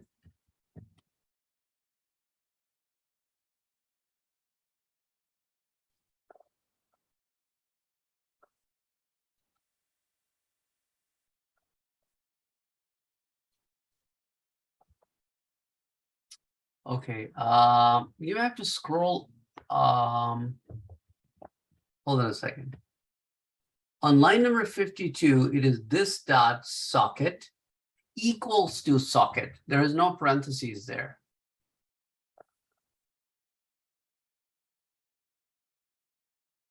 So you're basically assigning the incoming parameter to the local object. Okay. Then coming down to, hold on a second. Okay. Line 62, there is no closing there. Okay. radius times math.pi. Okay, math.pi. And with an uppercase P and an uppercase I, it's a constant. Oh.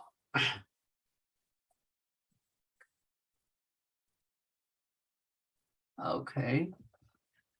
Then you have, I think, way too many closings. There are only 2 closings, right? Okay. Okay, hold on a second. Right after your line 74, hit enter. Type catch. In parentheses, type IO exception E. IO exception is 1 word.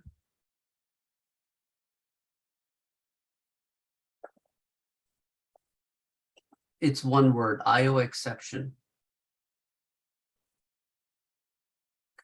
And then outside the parentheses, put, yeah, cool, awesome. Now go to the next line and put a closing curly brace, 1 for the while loop.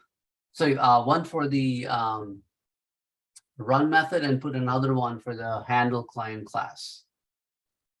Okay, cool. Okay.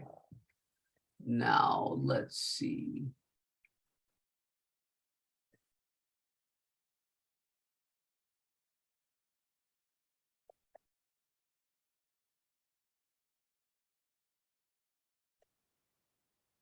Oh, you need another curly brace, line 73.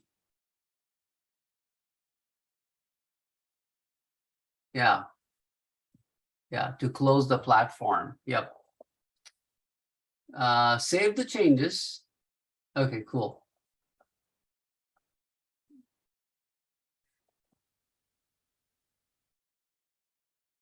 Thank you. Mm-hmm.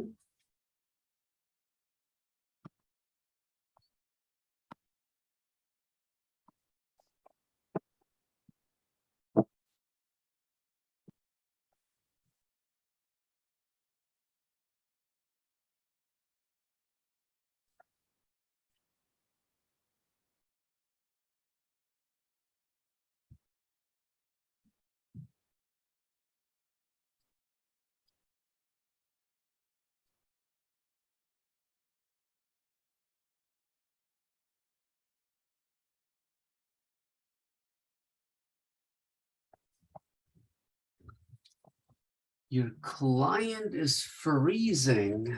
Okay, let's have a look at it. Then Jack Lear.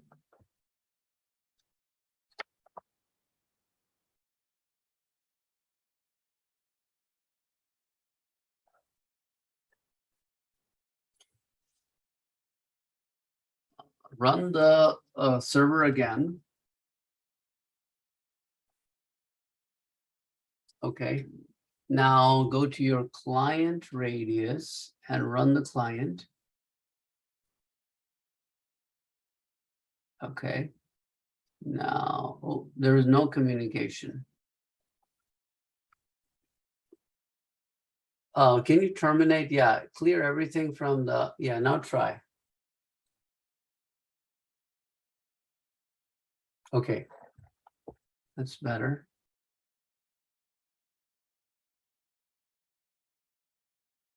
There you go.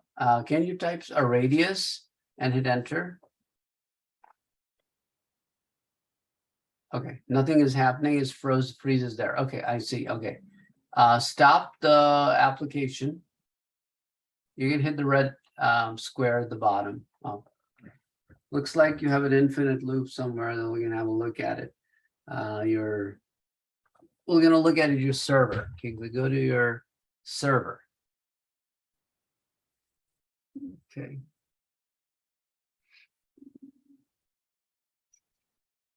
Okay. First, go inside the start method. Scroll up.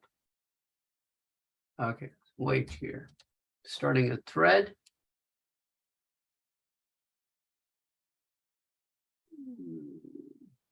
While true. Oh, you got it wrong there. Okay. You got some No, hold on a second.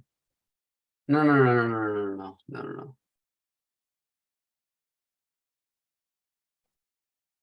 Okay, you're fine there. You're starting a loop. You're establishing a socket, incrementing, run later, start new tech from the client. That information goes through just fine. Oh, on line number 45, inside the, sorry, line 43, inside the parentheses for thread, you got to create new space handle client with an uppercase H, uppercase C, and then in the parentheses, pass socket object. Right, right. So actually that was a problem, that it had nothing to handle the event. It was just running an empty thread. So it was just hanging in there.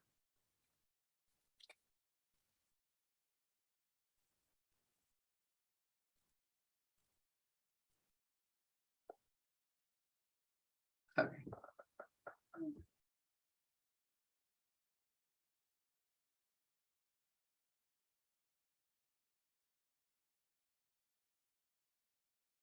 There you go.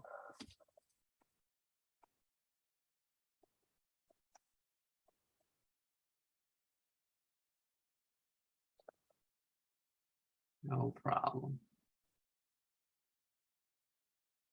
How is everybody else doing?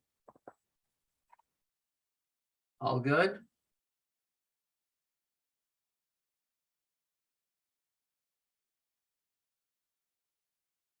Oh, really?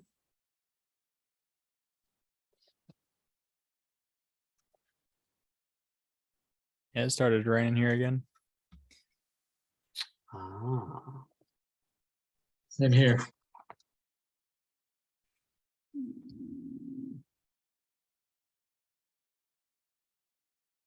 It just shows rain, nothing more.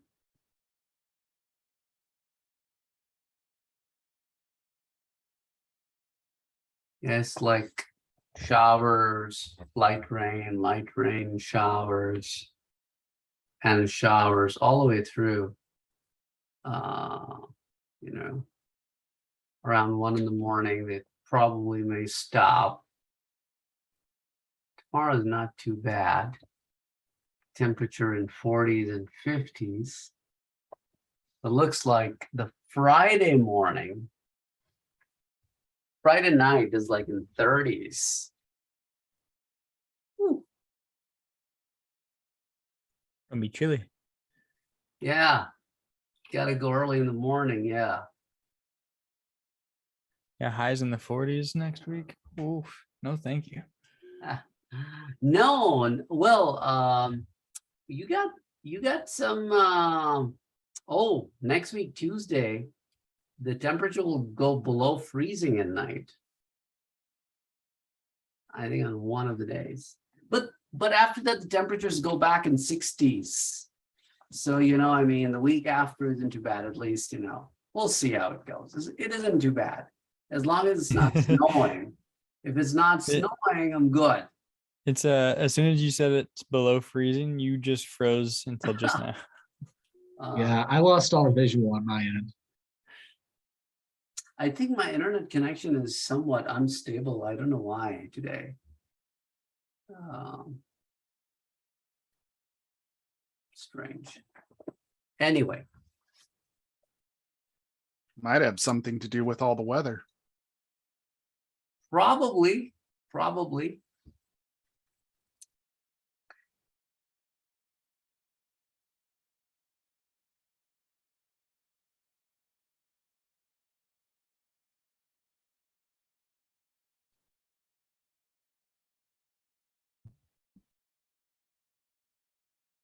Oh, you're back again. Was it like was I frozen? Yeah. Yep. Oh, you know what? I'll try stopping the video. Maybe that will help.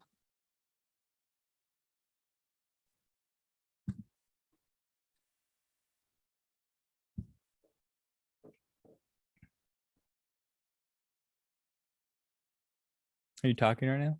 No, I'm Okay. not. I'm not talking right now. I'm just trying to locate something for you guys. That's about it. Okay. So we will now move away from the network programming to generics. Can you guys see my screen? Yep. Okay, cool.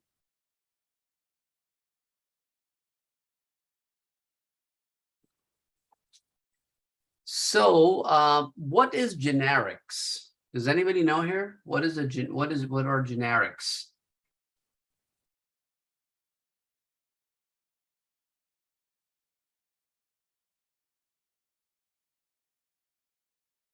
You might have learned about generics with Alan.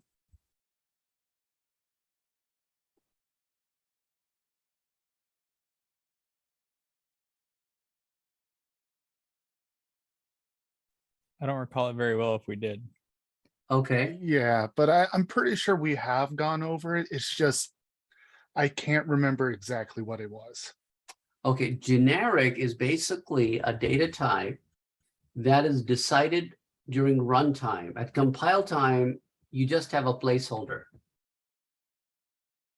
So the biggest benefit of this is that during runtime dynamically, you can change the type to whatever you want. What will be a big advantage of that? For example, if I need to create a class called number, F, another class called number I, another class called number D, and technically they're all doing the same job. Instead of me having to create 3 separate classes, number I, number F, number D, I can create one class called number with a generic type, and that type could be integer, float, or double on the fly, because the rest of the methodology is exactly the same. And I could be using the same class in the same run through different instances, that each instance will be of its own type. So we will now see how we can use generics in our very first example, which we will call generics method. So we'll be using generics at a method level. So for example, I have an integer array with some integer values, 10, 20, 45, 66. And I have a character array with some characters like K, J, T. So as you can see, oops, I shouldn't use char. So one of them is length is 3, the other one's length is 4. One of them is character, the other one is an integer. Okay. And so I want to tell the user that I'm about to printing integer array. And then I'll be telling that I want to be printing the character array.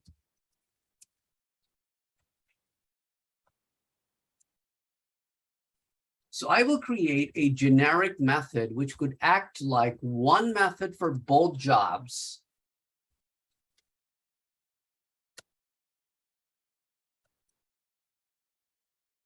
Now I'm going to write it the way you typically write your methods. And now I'm going to show you where the generics kick in.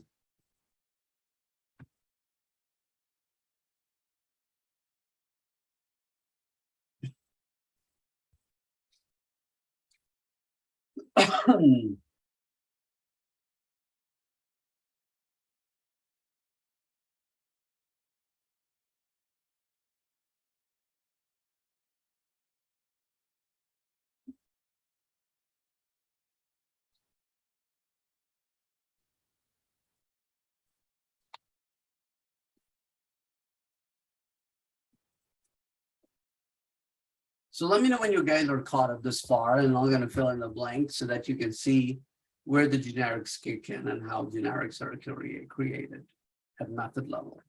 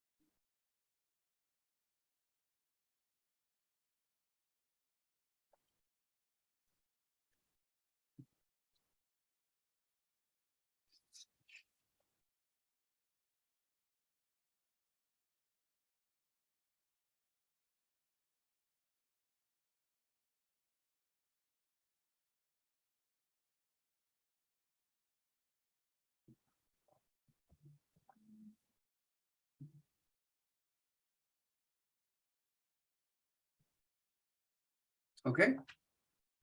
So what we basically do is we go to the method itself and we say, you know what? This method will be of type E. So we just write a letter. That's about it. We say, okay, the letter E is on the fly, will be treated as whatever type.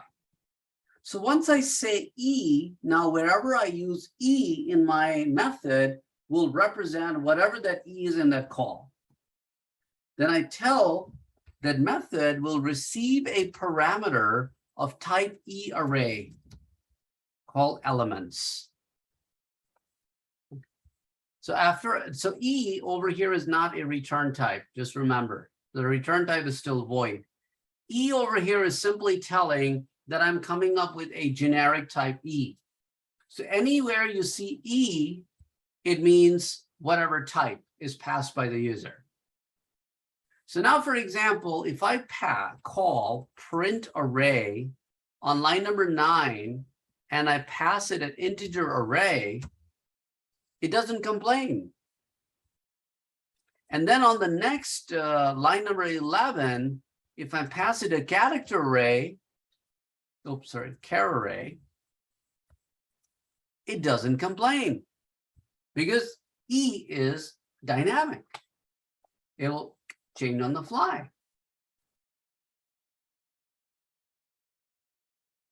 Okay. Next, we need to write the body of the method so we can actually traverse through the array. So we're going to use that enhanced for loop. That E element, this is a variable of type E, grabbing one value at a time from an array of type E and spitting it out.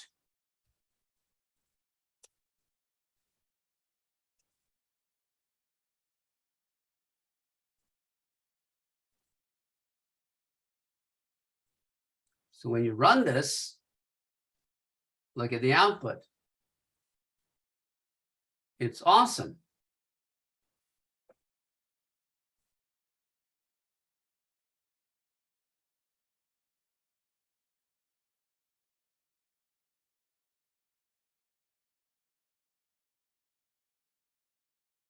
So if I want to create one method, and the job of that method is to display an array values, I do not need to create a separate print for characters, separate print for string, separate for integers, separate for double. I can just create one generic method where the data type will be changed on the fly.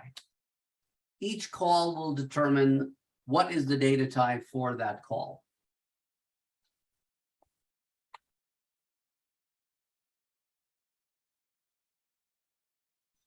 Does that make sense to you guys?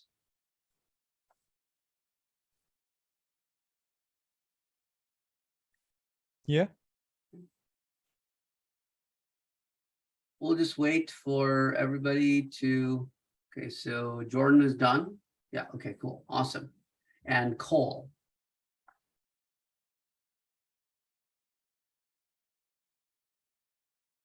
Okay, cool. Next, we will move on to how you can create a class with generic types so that the properties of class are not locked into any one type. So for that, let's right click to create a new class. We're going to call this one generics 1, public static void main. Okay. Now the generics 1 is where I will say, okay, generics, you will receive 2 generic types. One will be T and the other one will be U. So you tell right away at the class level. So you will have a property called ID of type T and a property, called zip code of type U. Now it's up to you if you want to treat both T and U as integers, or you want to treat T as a string and U as an integer, or both as a string. I mean, it's totally up to you, whatever you want T, whatever you want U.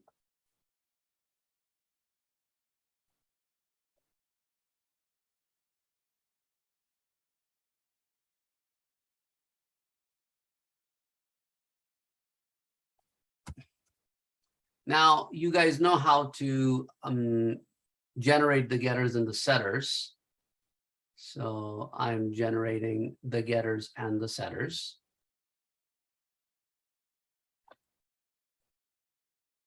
Let me move the main after that. Not that it makes any difference, just so that they're all in harmonious region, in a harmony. Okay.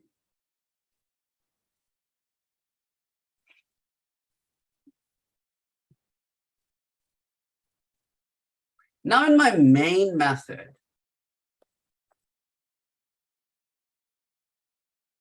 way too many lines. Okay. In my main method, I can say generics. You know what? I want you to be treated as a string and an integer. That's your very first. Oh, it's generics 1.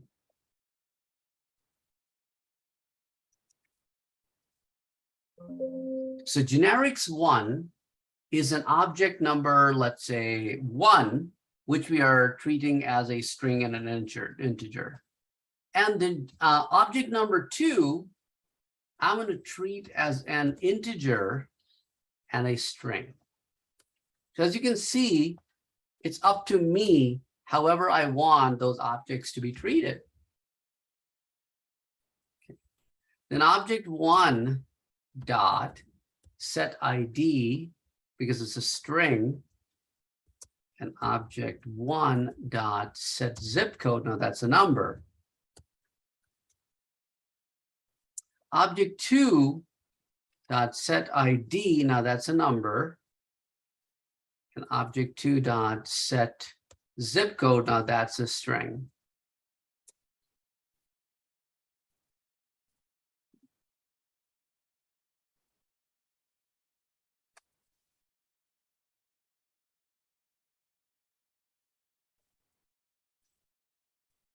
Now I need to have my display logic.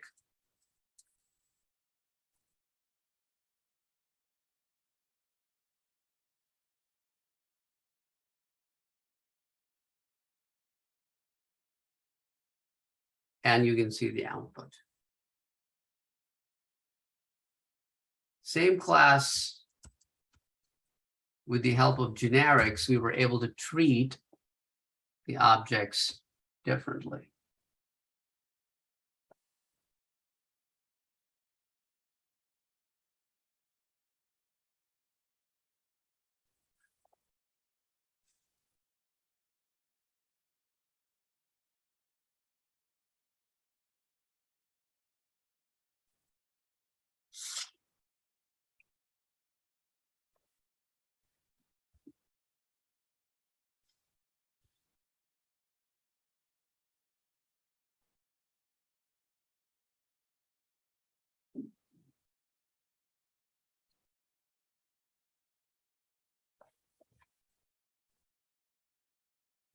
How do you generate the getters and setters again? You simply go to the source menu and click on generate getters and setters. And then you click select all, and then you hit generate. Gotcha. Thank you. Mhm.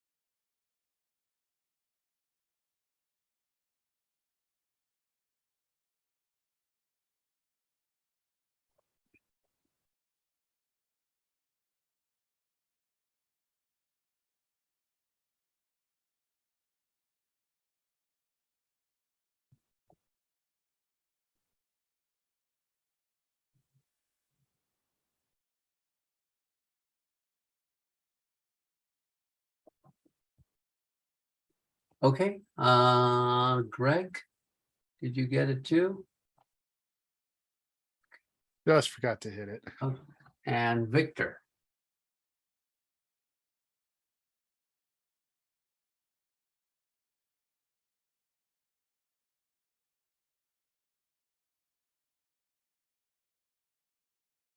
Victor, you still coding?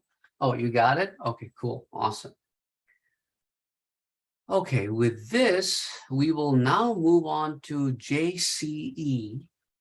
JCE, which is about Java cryptography extension.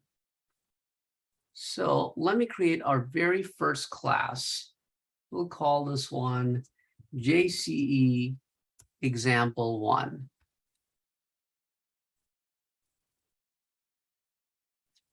JCE,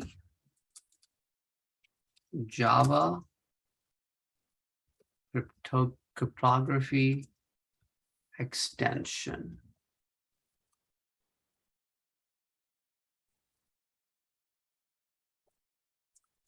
What it basically does, that it provides a framework and it provides an implementation that helps you generate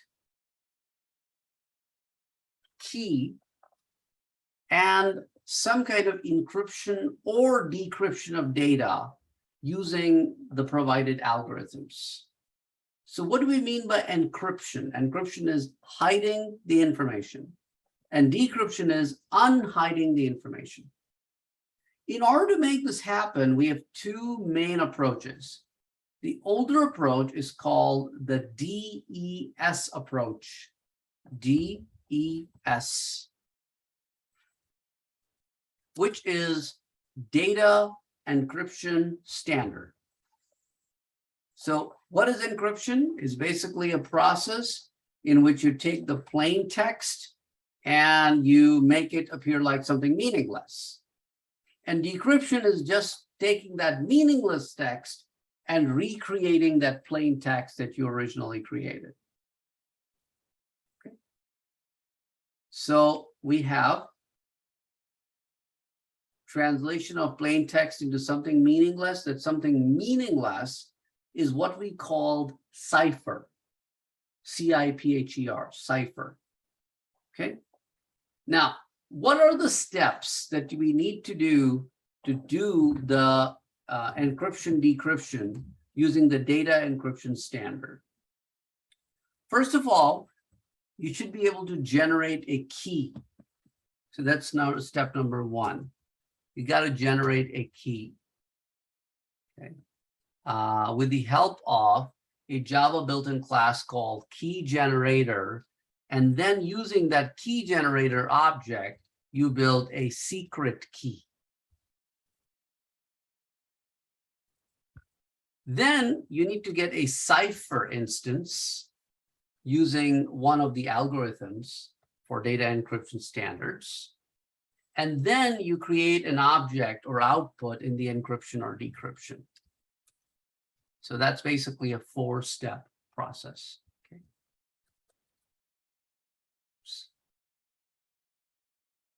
Now coming down in the main, we'll have a try-catch block, right?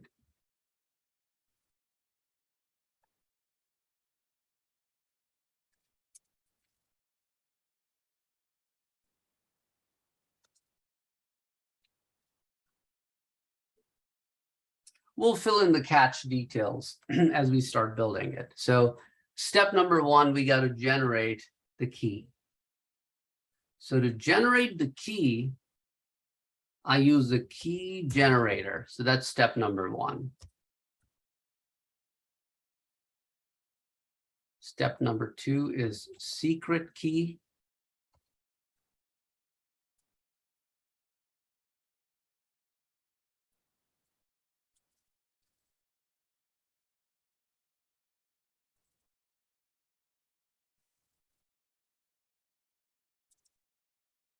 Then you got step number three, which is cipher. And then you got step number four, which is the rest of the process.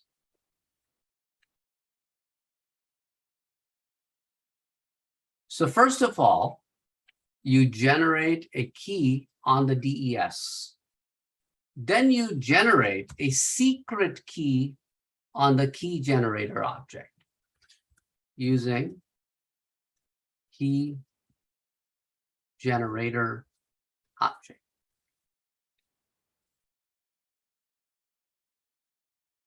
Then you got to create a cipher using an algorithm. So what you see over here, that's my algorithm.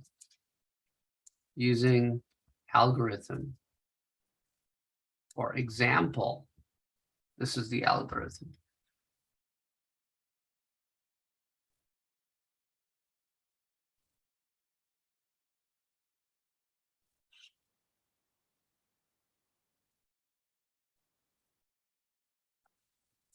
So first step is I will encrypt. And the second step is I will decrypt what I encrypted in the first place.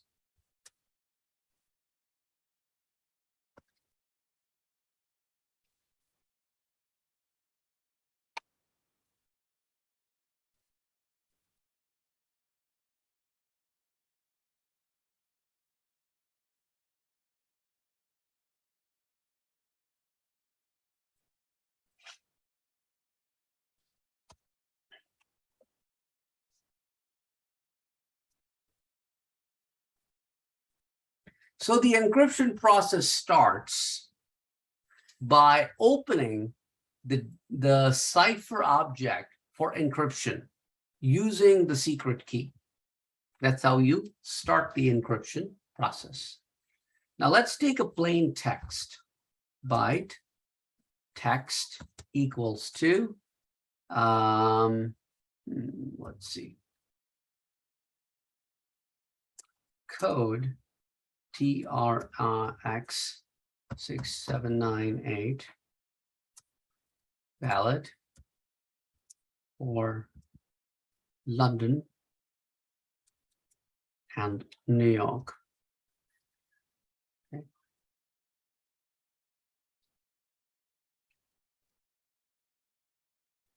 And I'm gonna convert this into bytes. That's my plain text, okay? So just so that you guys can see the plain text, let's display it the way it is right now.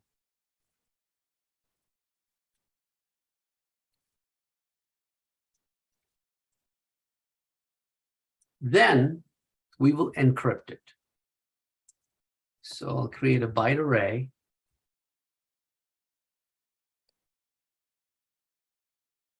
Encryption text.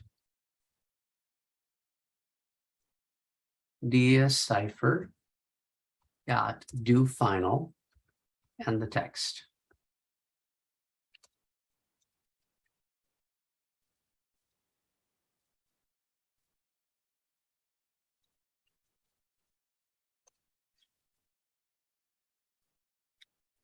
Encrypted text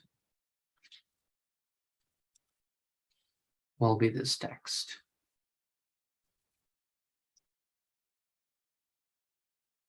Hold on a second. Oh, I didn't write the catch parts. Okay.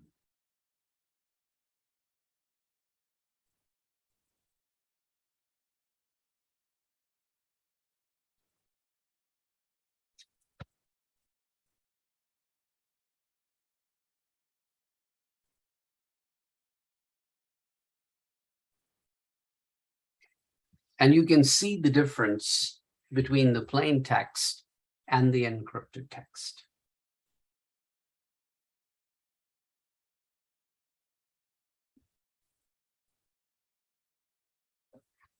Once everybody is done with this, then we will see the decryption process.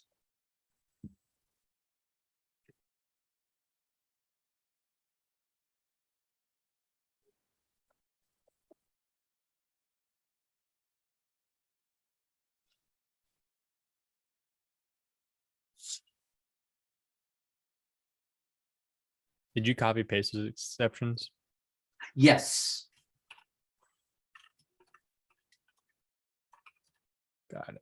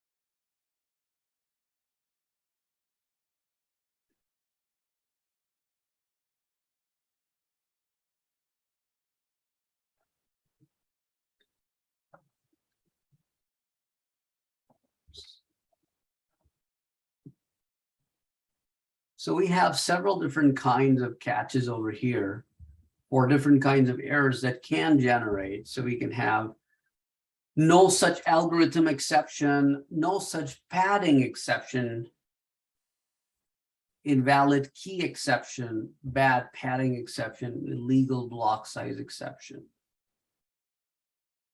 So I think 3 people are still working on it: Cole, Robert, and Victor. Okay.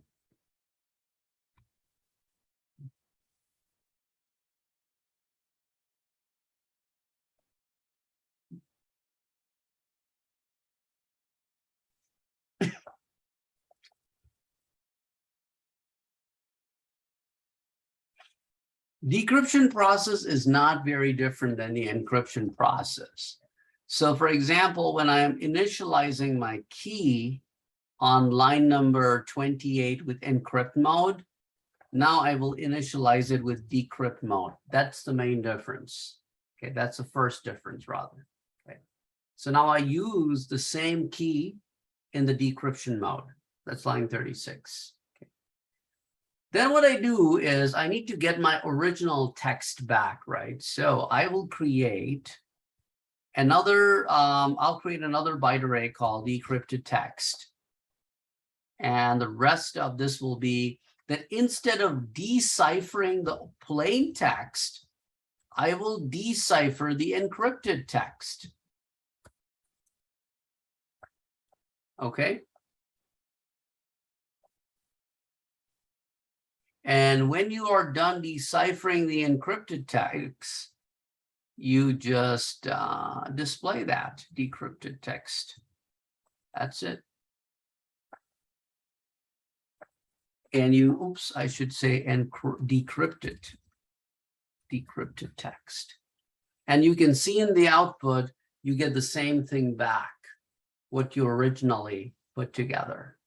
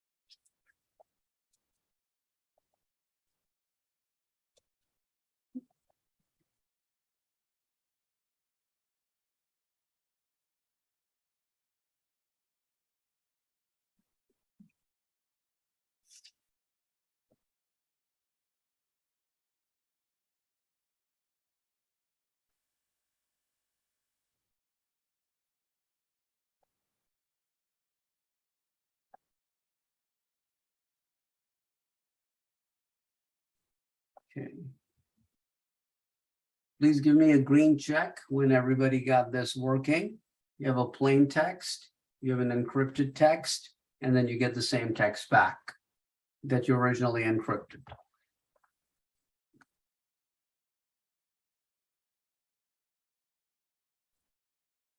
Okay, so Victor and Robert Reed are the only two people working. Okay. Everyone had green checks before. Oh, oh yeah, Robert's not going anywhere. Robert is okay. So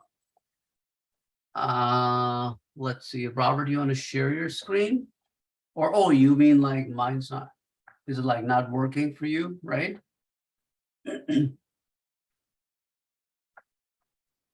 No, it's I go to launch, I don't have any errors in the code, but it's just saying terminated right away. Right. Let's have a look at your source code then. Yeah.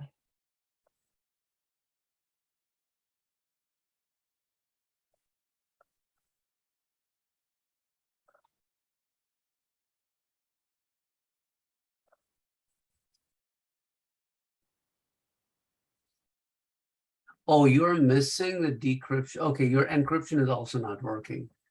Okay, let's see. You have a try block. Try block has a key generator. And then secret key. Excuse me. Whew.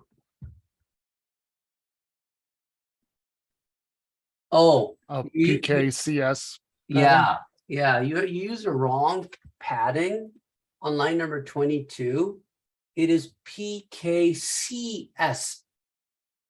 5 padding. PKCS. Okay. Here you go. So I will share again for you to look at the remaining half of the code. And What does the ECB mean? these are the algorithms that are second.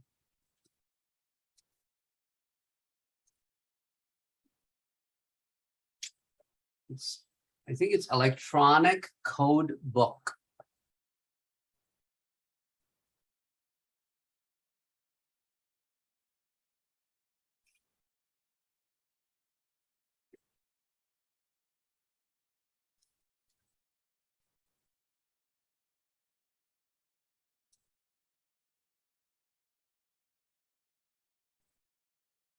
So DES actually works in different modes, and ECB is one of the modes that it works in. There may be other modes like CBC, CFB.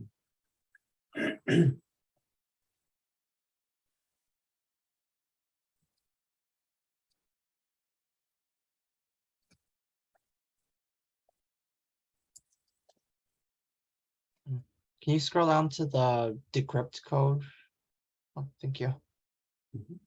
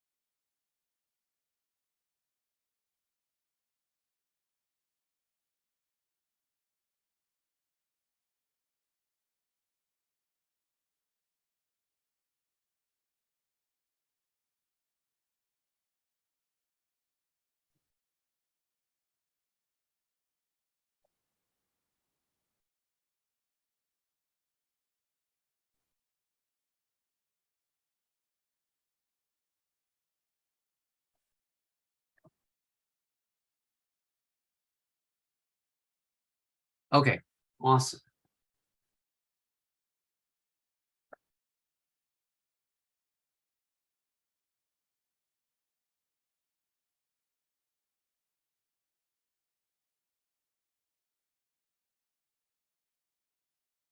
Now, let's work with AES, which is Advanced Encryption Standard, which is a step up from Data Encryption Standard. So let's create a class called My AES App. I'm not creating a public static void main, it's just a class, My AES App. Okay.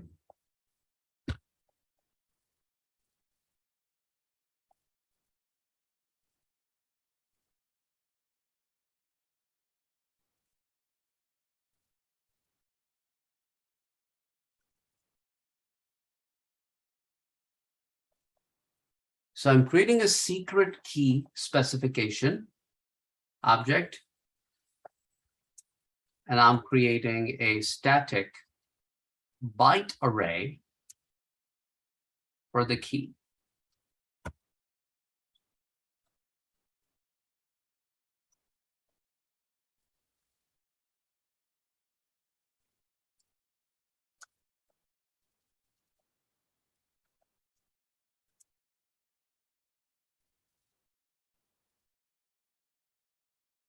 String my key.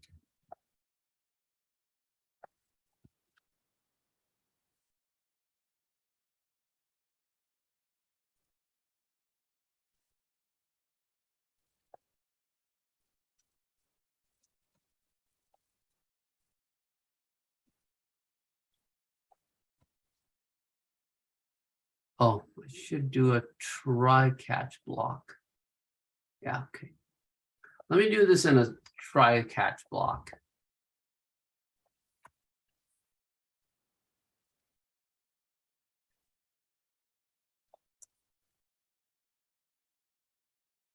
So I am instantiating the byte array by grabbing the string and converting it into bytes. Just a standard process, you know, nothing fancy. However, there are a few things that we want to know about.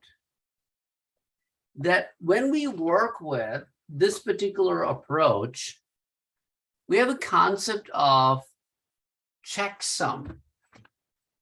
Do you guys know what is a checksum?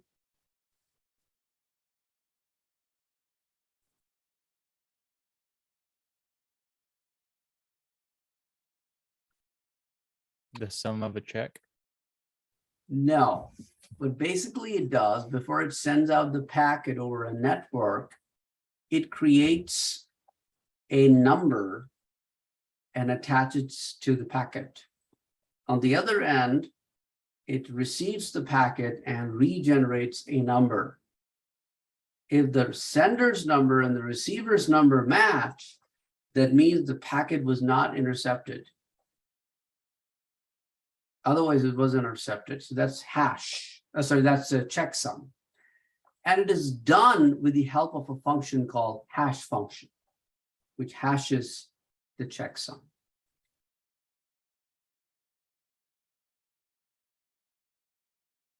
Now, there is another concept that springs from here, which is called message digest. Message digest. It is basically a fixed size numeric representation of the content that you have packed in a message.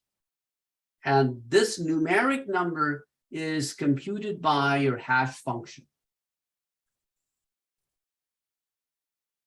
So in Java, message digest class provides your app with the functionality of creating the message digest using certain algorithms. And one of those algorithms are SHA-1 or SHA-256 or so on and so forth. So the reason of telling you all this is so that when we create the message digest, you will know that all you're trying to do is come up with some numeric representation for hashing, okay? Message digest.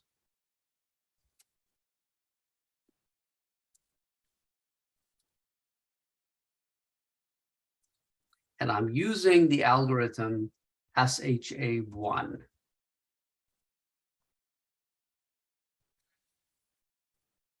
Now, let me hover over to add another catch block, which is no such algorithm catch block.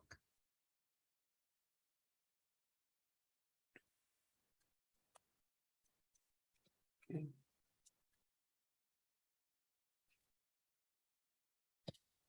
Now, I will use that key that I have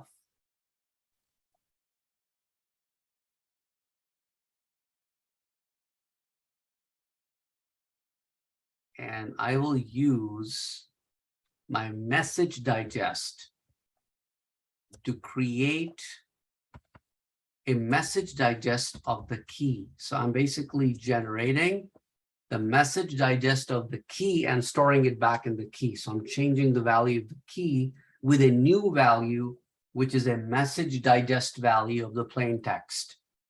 So I received plain text from the parameter, and then I'm using that plain text to generate a key. And this key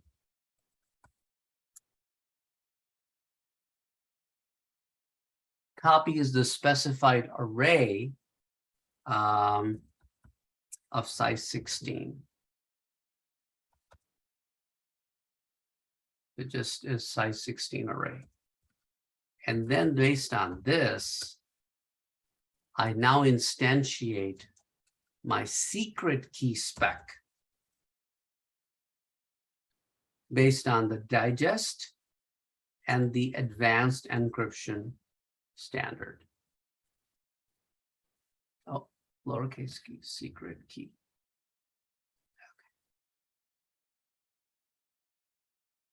So that was just pretty much creating a key algorithm. We haven't done any encryption, decryption algorithms methods yet. So that was just to generate the key. So then we will have separate methods for encryption and decryption based on those keys.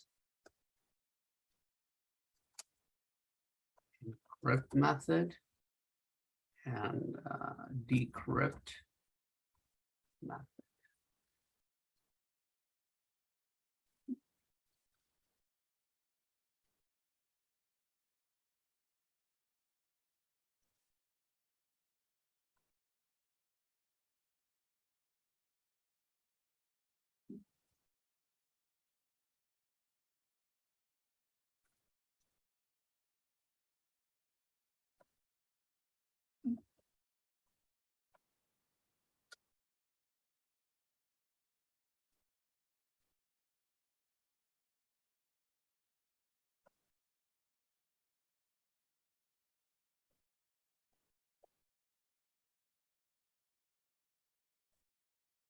So a string to encrypt, that is the message that is coming in. I will have to encrypt that message. And SEC is the secret. So what I do, I pass that secret over to the set key method that we just created so that we can come up with the secret key based on the secret that is passed to us by the user. After that, we will create our cipher object based on the algorithm. Just like DES, AES also has a cipher. And we will initialize the cipher in the encryption mode based on the secret key. That is instantiated when we made a call to line 28. So far, we are just doing the prep work. Once we are done with the prep work, we will now return a string back, which will be an encrypted string.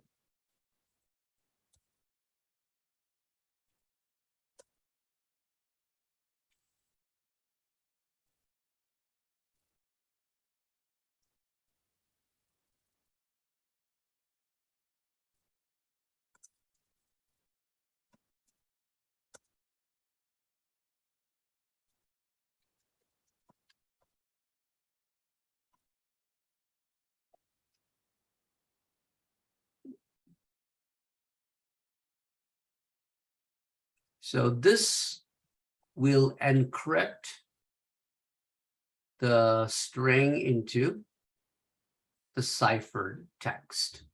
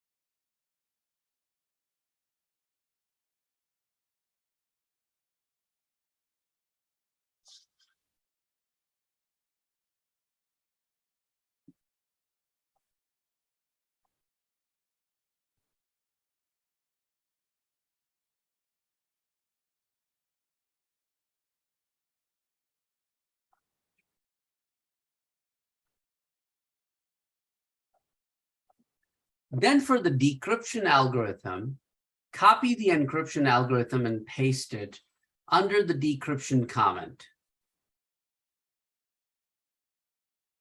And we will then begin to make some changes for the decryption algorithm, okay? So instead of string to encrypt, I'm going to be looking at the decrypt method, string to decrypt, that'll be the parameter. We will use the same key to generate, I mean, like we'll have a second parameter to generate the key. Then we will be opening the cipher instance on the same algorithm, but we will be initializing on the decrypt mode. Okay. And now we got to do the reverse process. We got to return a string, not a encrypted text, a plain text. So we're going to do a reverse process. Cipher dot do final base 64 dot get decoder dot decode string to decryption.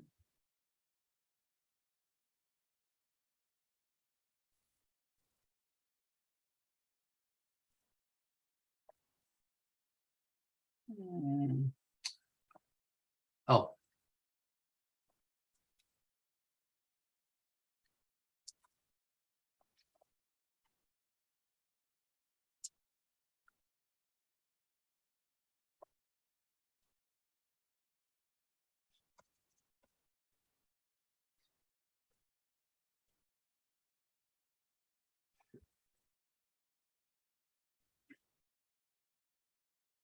So make the necessary changes to the decrypt and save the file.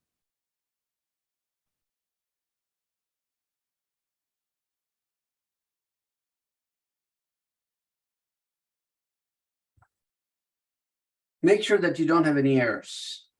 We will write another program in which we will write the main method, which will help us create an object of this class. And we will pass a key and plain text to encrypt. Then we will pass the encrypted text and the same key to decrypt.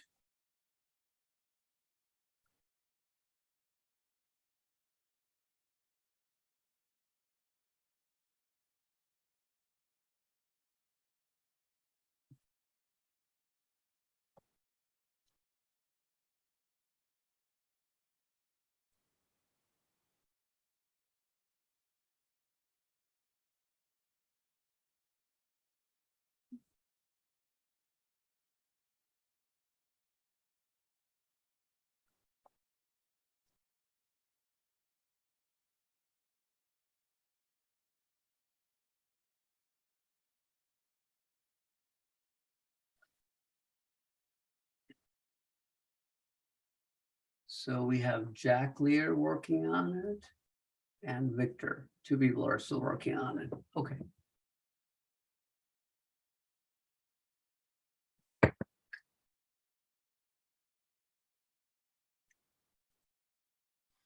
Oh, sure.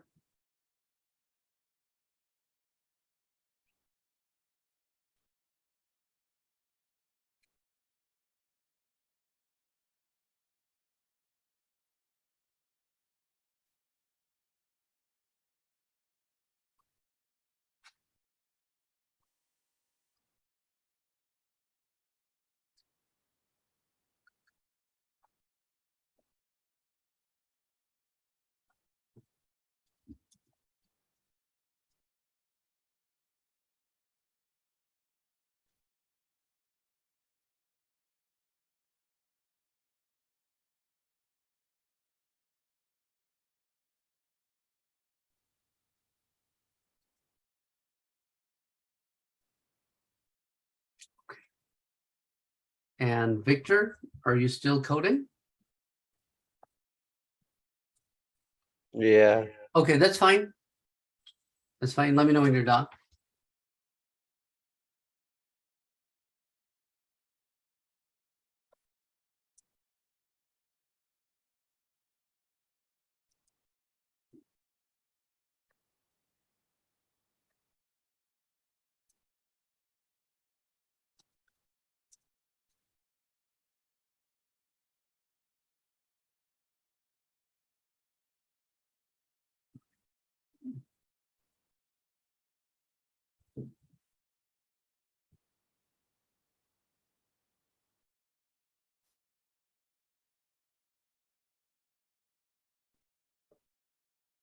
Welcome back. Welcome back.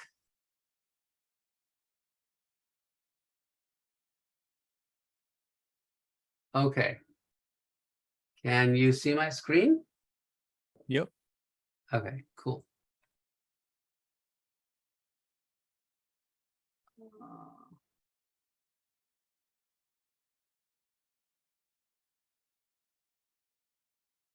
Okay, where did the other window go? Okay.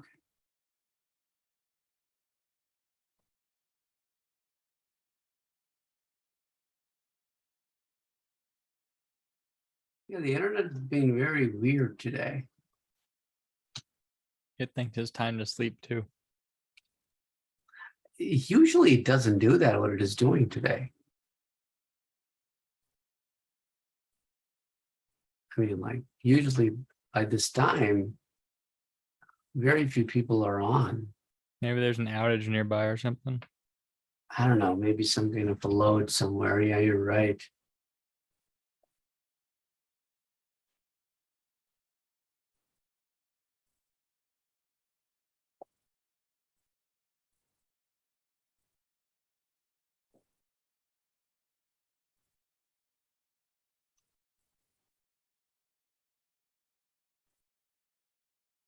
Okay, cool.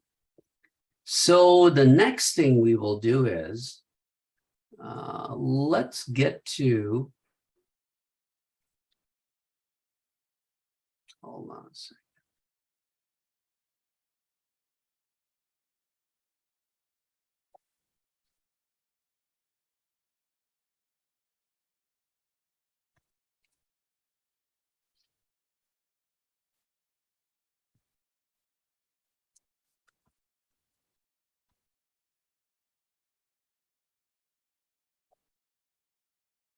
Let's create a new class called JCE example 2 with a public static void main. So let's create a secret key.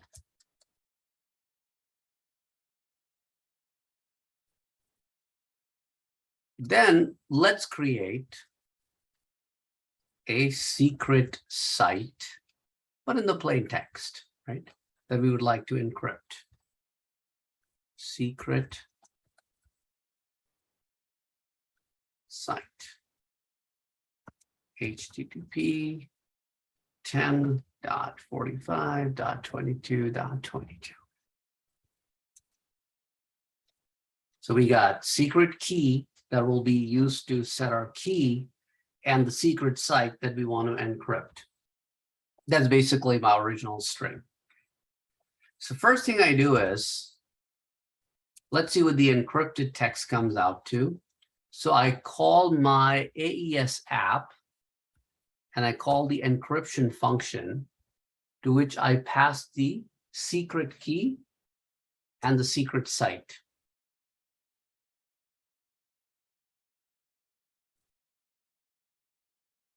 Then I call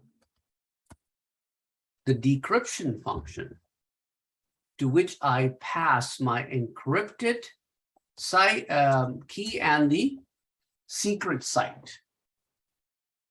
So in my encryption object on line 8, I have the encrypted text. So now let's see if it was able to encrypt and decrypt. So secret site in plain text.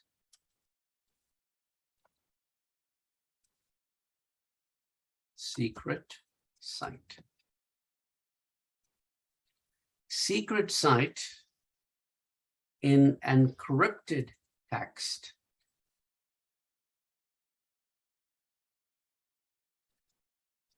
And secret site in decrypted text.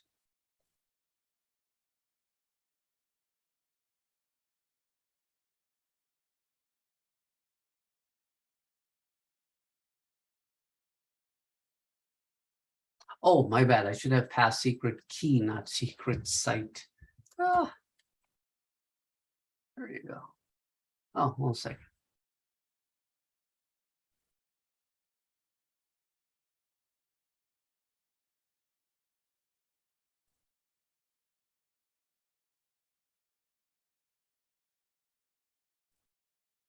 So pass encryption. I pass the secret key. Oh, my bad. I should pass the secret site as the first parameter and secret key as the second parameter. I'm like, what's going on? Okay, cool. That's it. Okay. So the first parameter is the plain text. The next one is the secret key, then encrypted and secret key. So basically you got the same text back through the AES approach.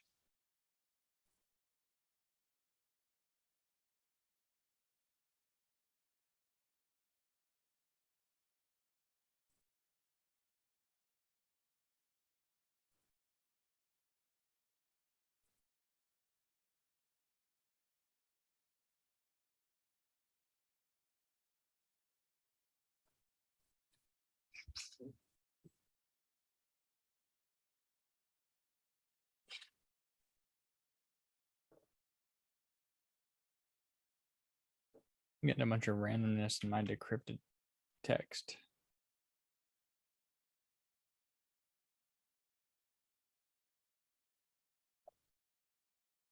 What do you have again? Sorry. And my secret site and decrypted text, it Uh-huh. sends a bunch of random letters. Like it's not, it's different than the encrypted text, but it is. Okay, let's have a look at your source code.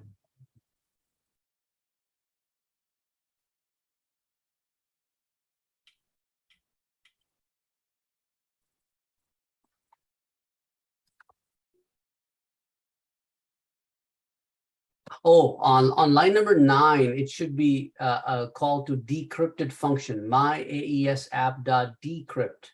Oh, my bad. Okay. Okay, now hold on a second. Okay. Can I see your source code, please, for my AES app decryption function? Oh yeah, that's what I thought. Sorry, go down, go down. Okay, hold on. Yeah, on line number 42, it should be cipher.decrypt mode. Okay. Save the changes and run your. That's it. Gotcha. Thank you. Mhm.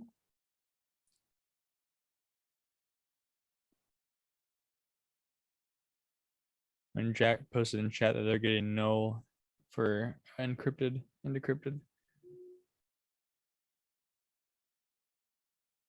Oh, okay. Go ahead, Jack. Share your code, please. Share your screen.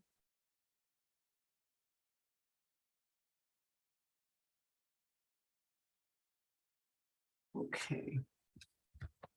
Secret site.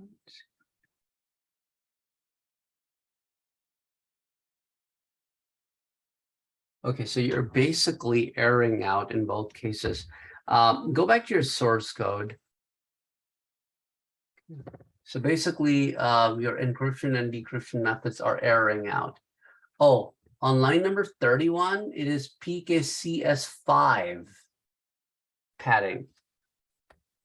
And same problem on line 43. Okay, save the changes and rerun. Okay, oh, let's go back. Let's see if there is anything else that's wrong. Okay, so you're ciphering. Oh, on line number 18, it is SHA-1. Okay, save the changes and run it again. Here you go. That's it.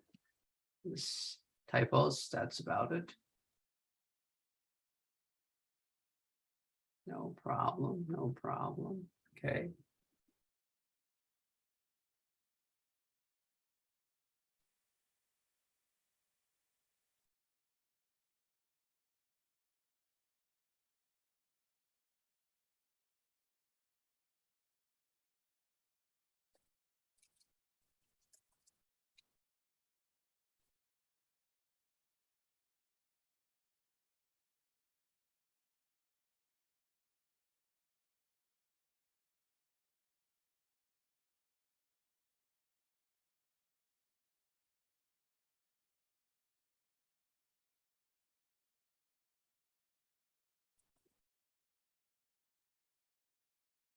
Okay. Anybody else still coding?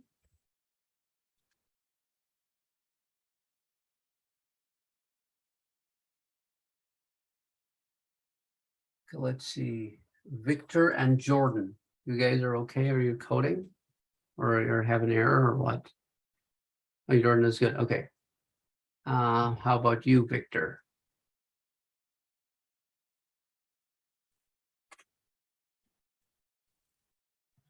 I have errors.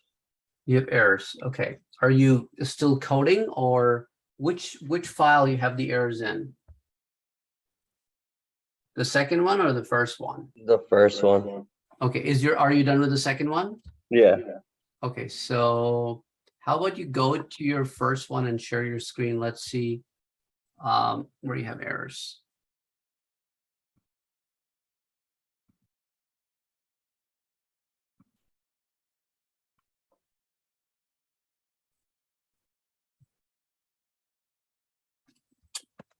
Okay, that K on line 17, that K is lowercase after my.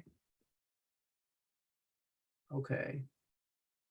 Now on line number 25, you need a closing curly braces.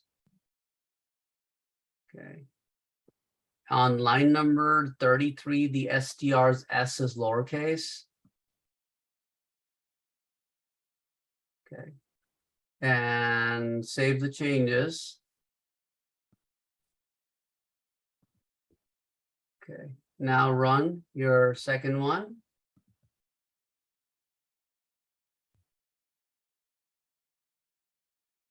Okay, now you're having an error. Okay. Hold on a second. Hold on a second.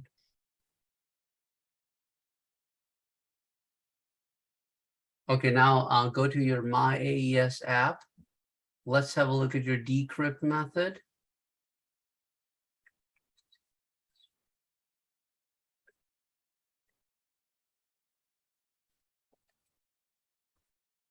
Cipher.doFinalBase64.decoder. Oh, that str to DEC is not in double quotes. That's the name of the variable that holds your. Yeah, okay. Save the changes and then run.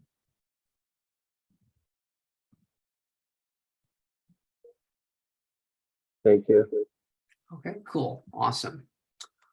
Okay, guys, so that's all for tonight. And next time we will be meeting back on the 26th. So your midterm will be available to you from 19th through 26th. The midterm will have two parts.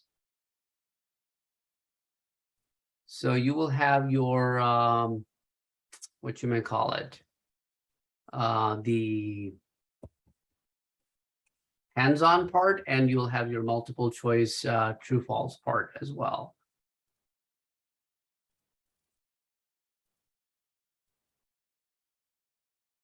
And 1 minute. Okay, yeah, I'm looking for something real quick here.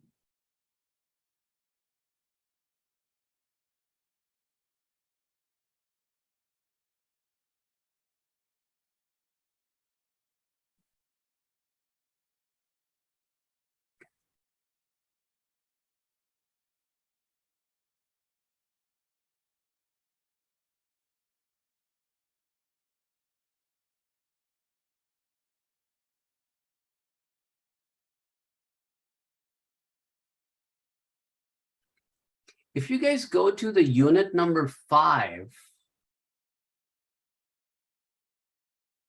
in unit number 5,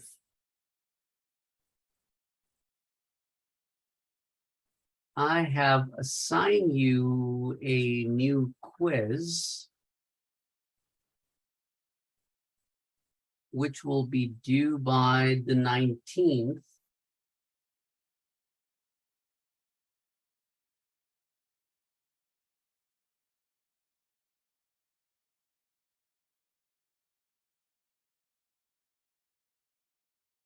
Can everybody see that? Yeah. Okay.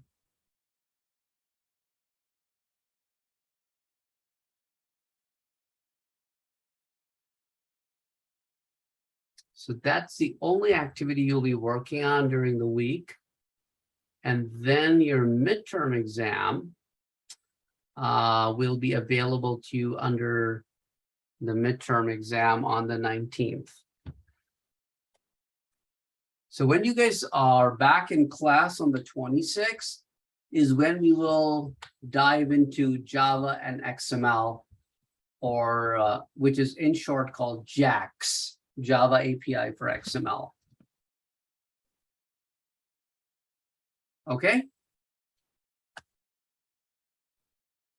Thank you.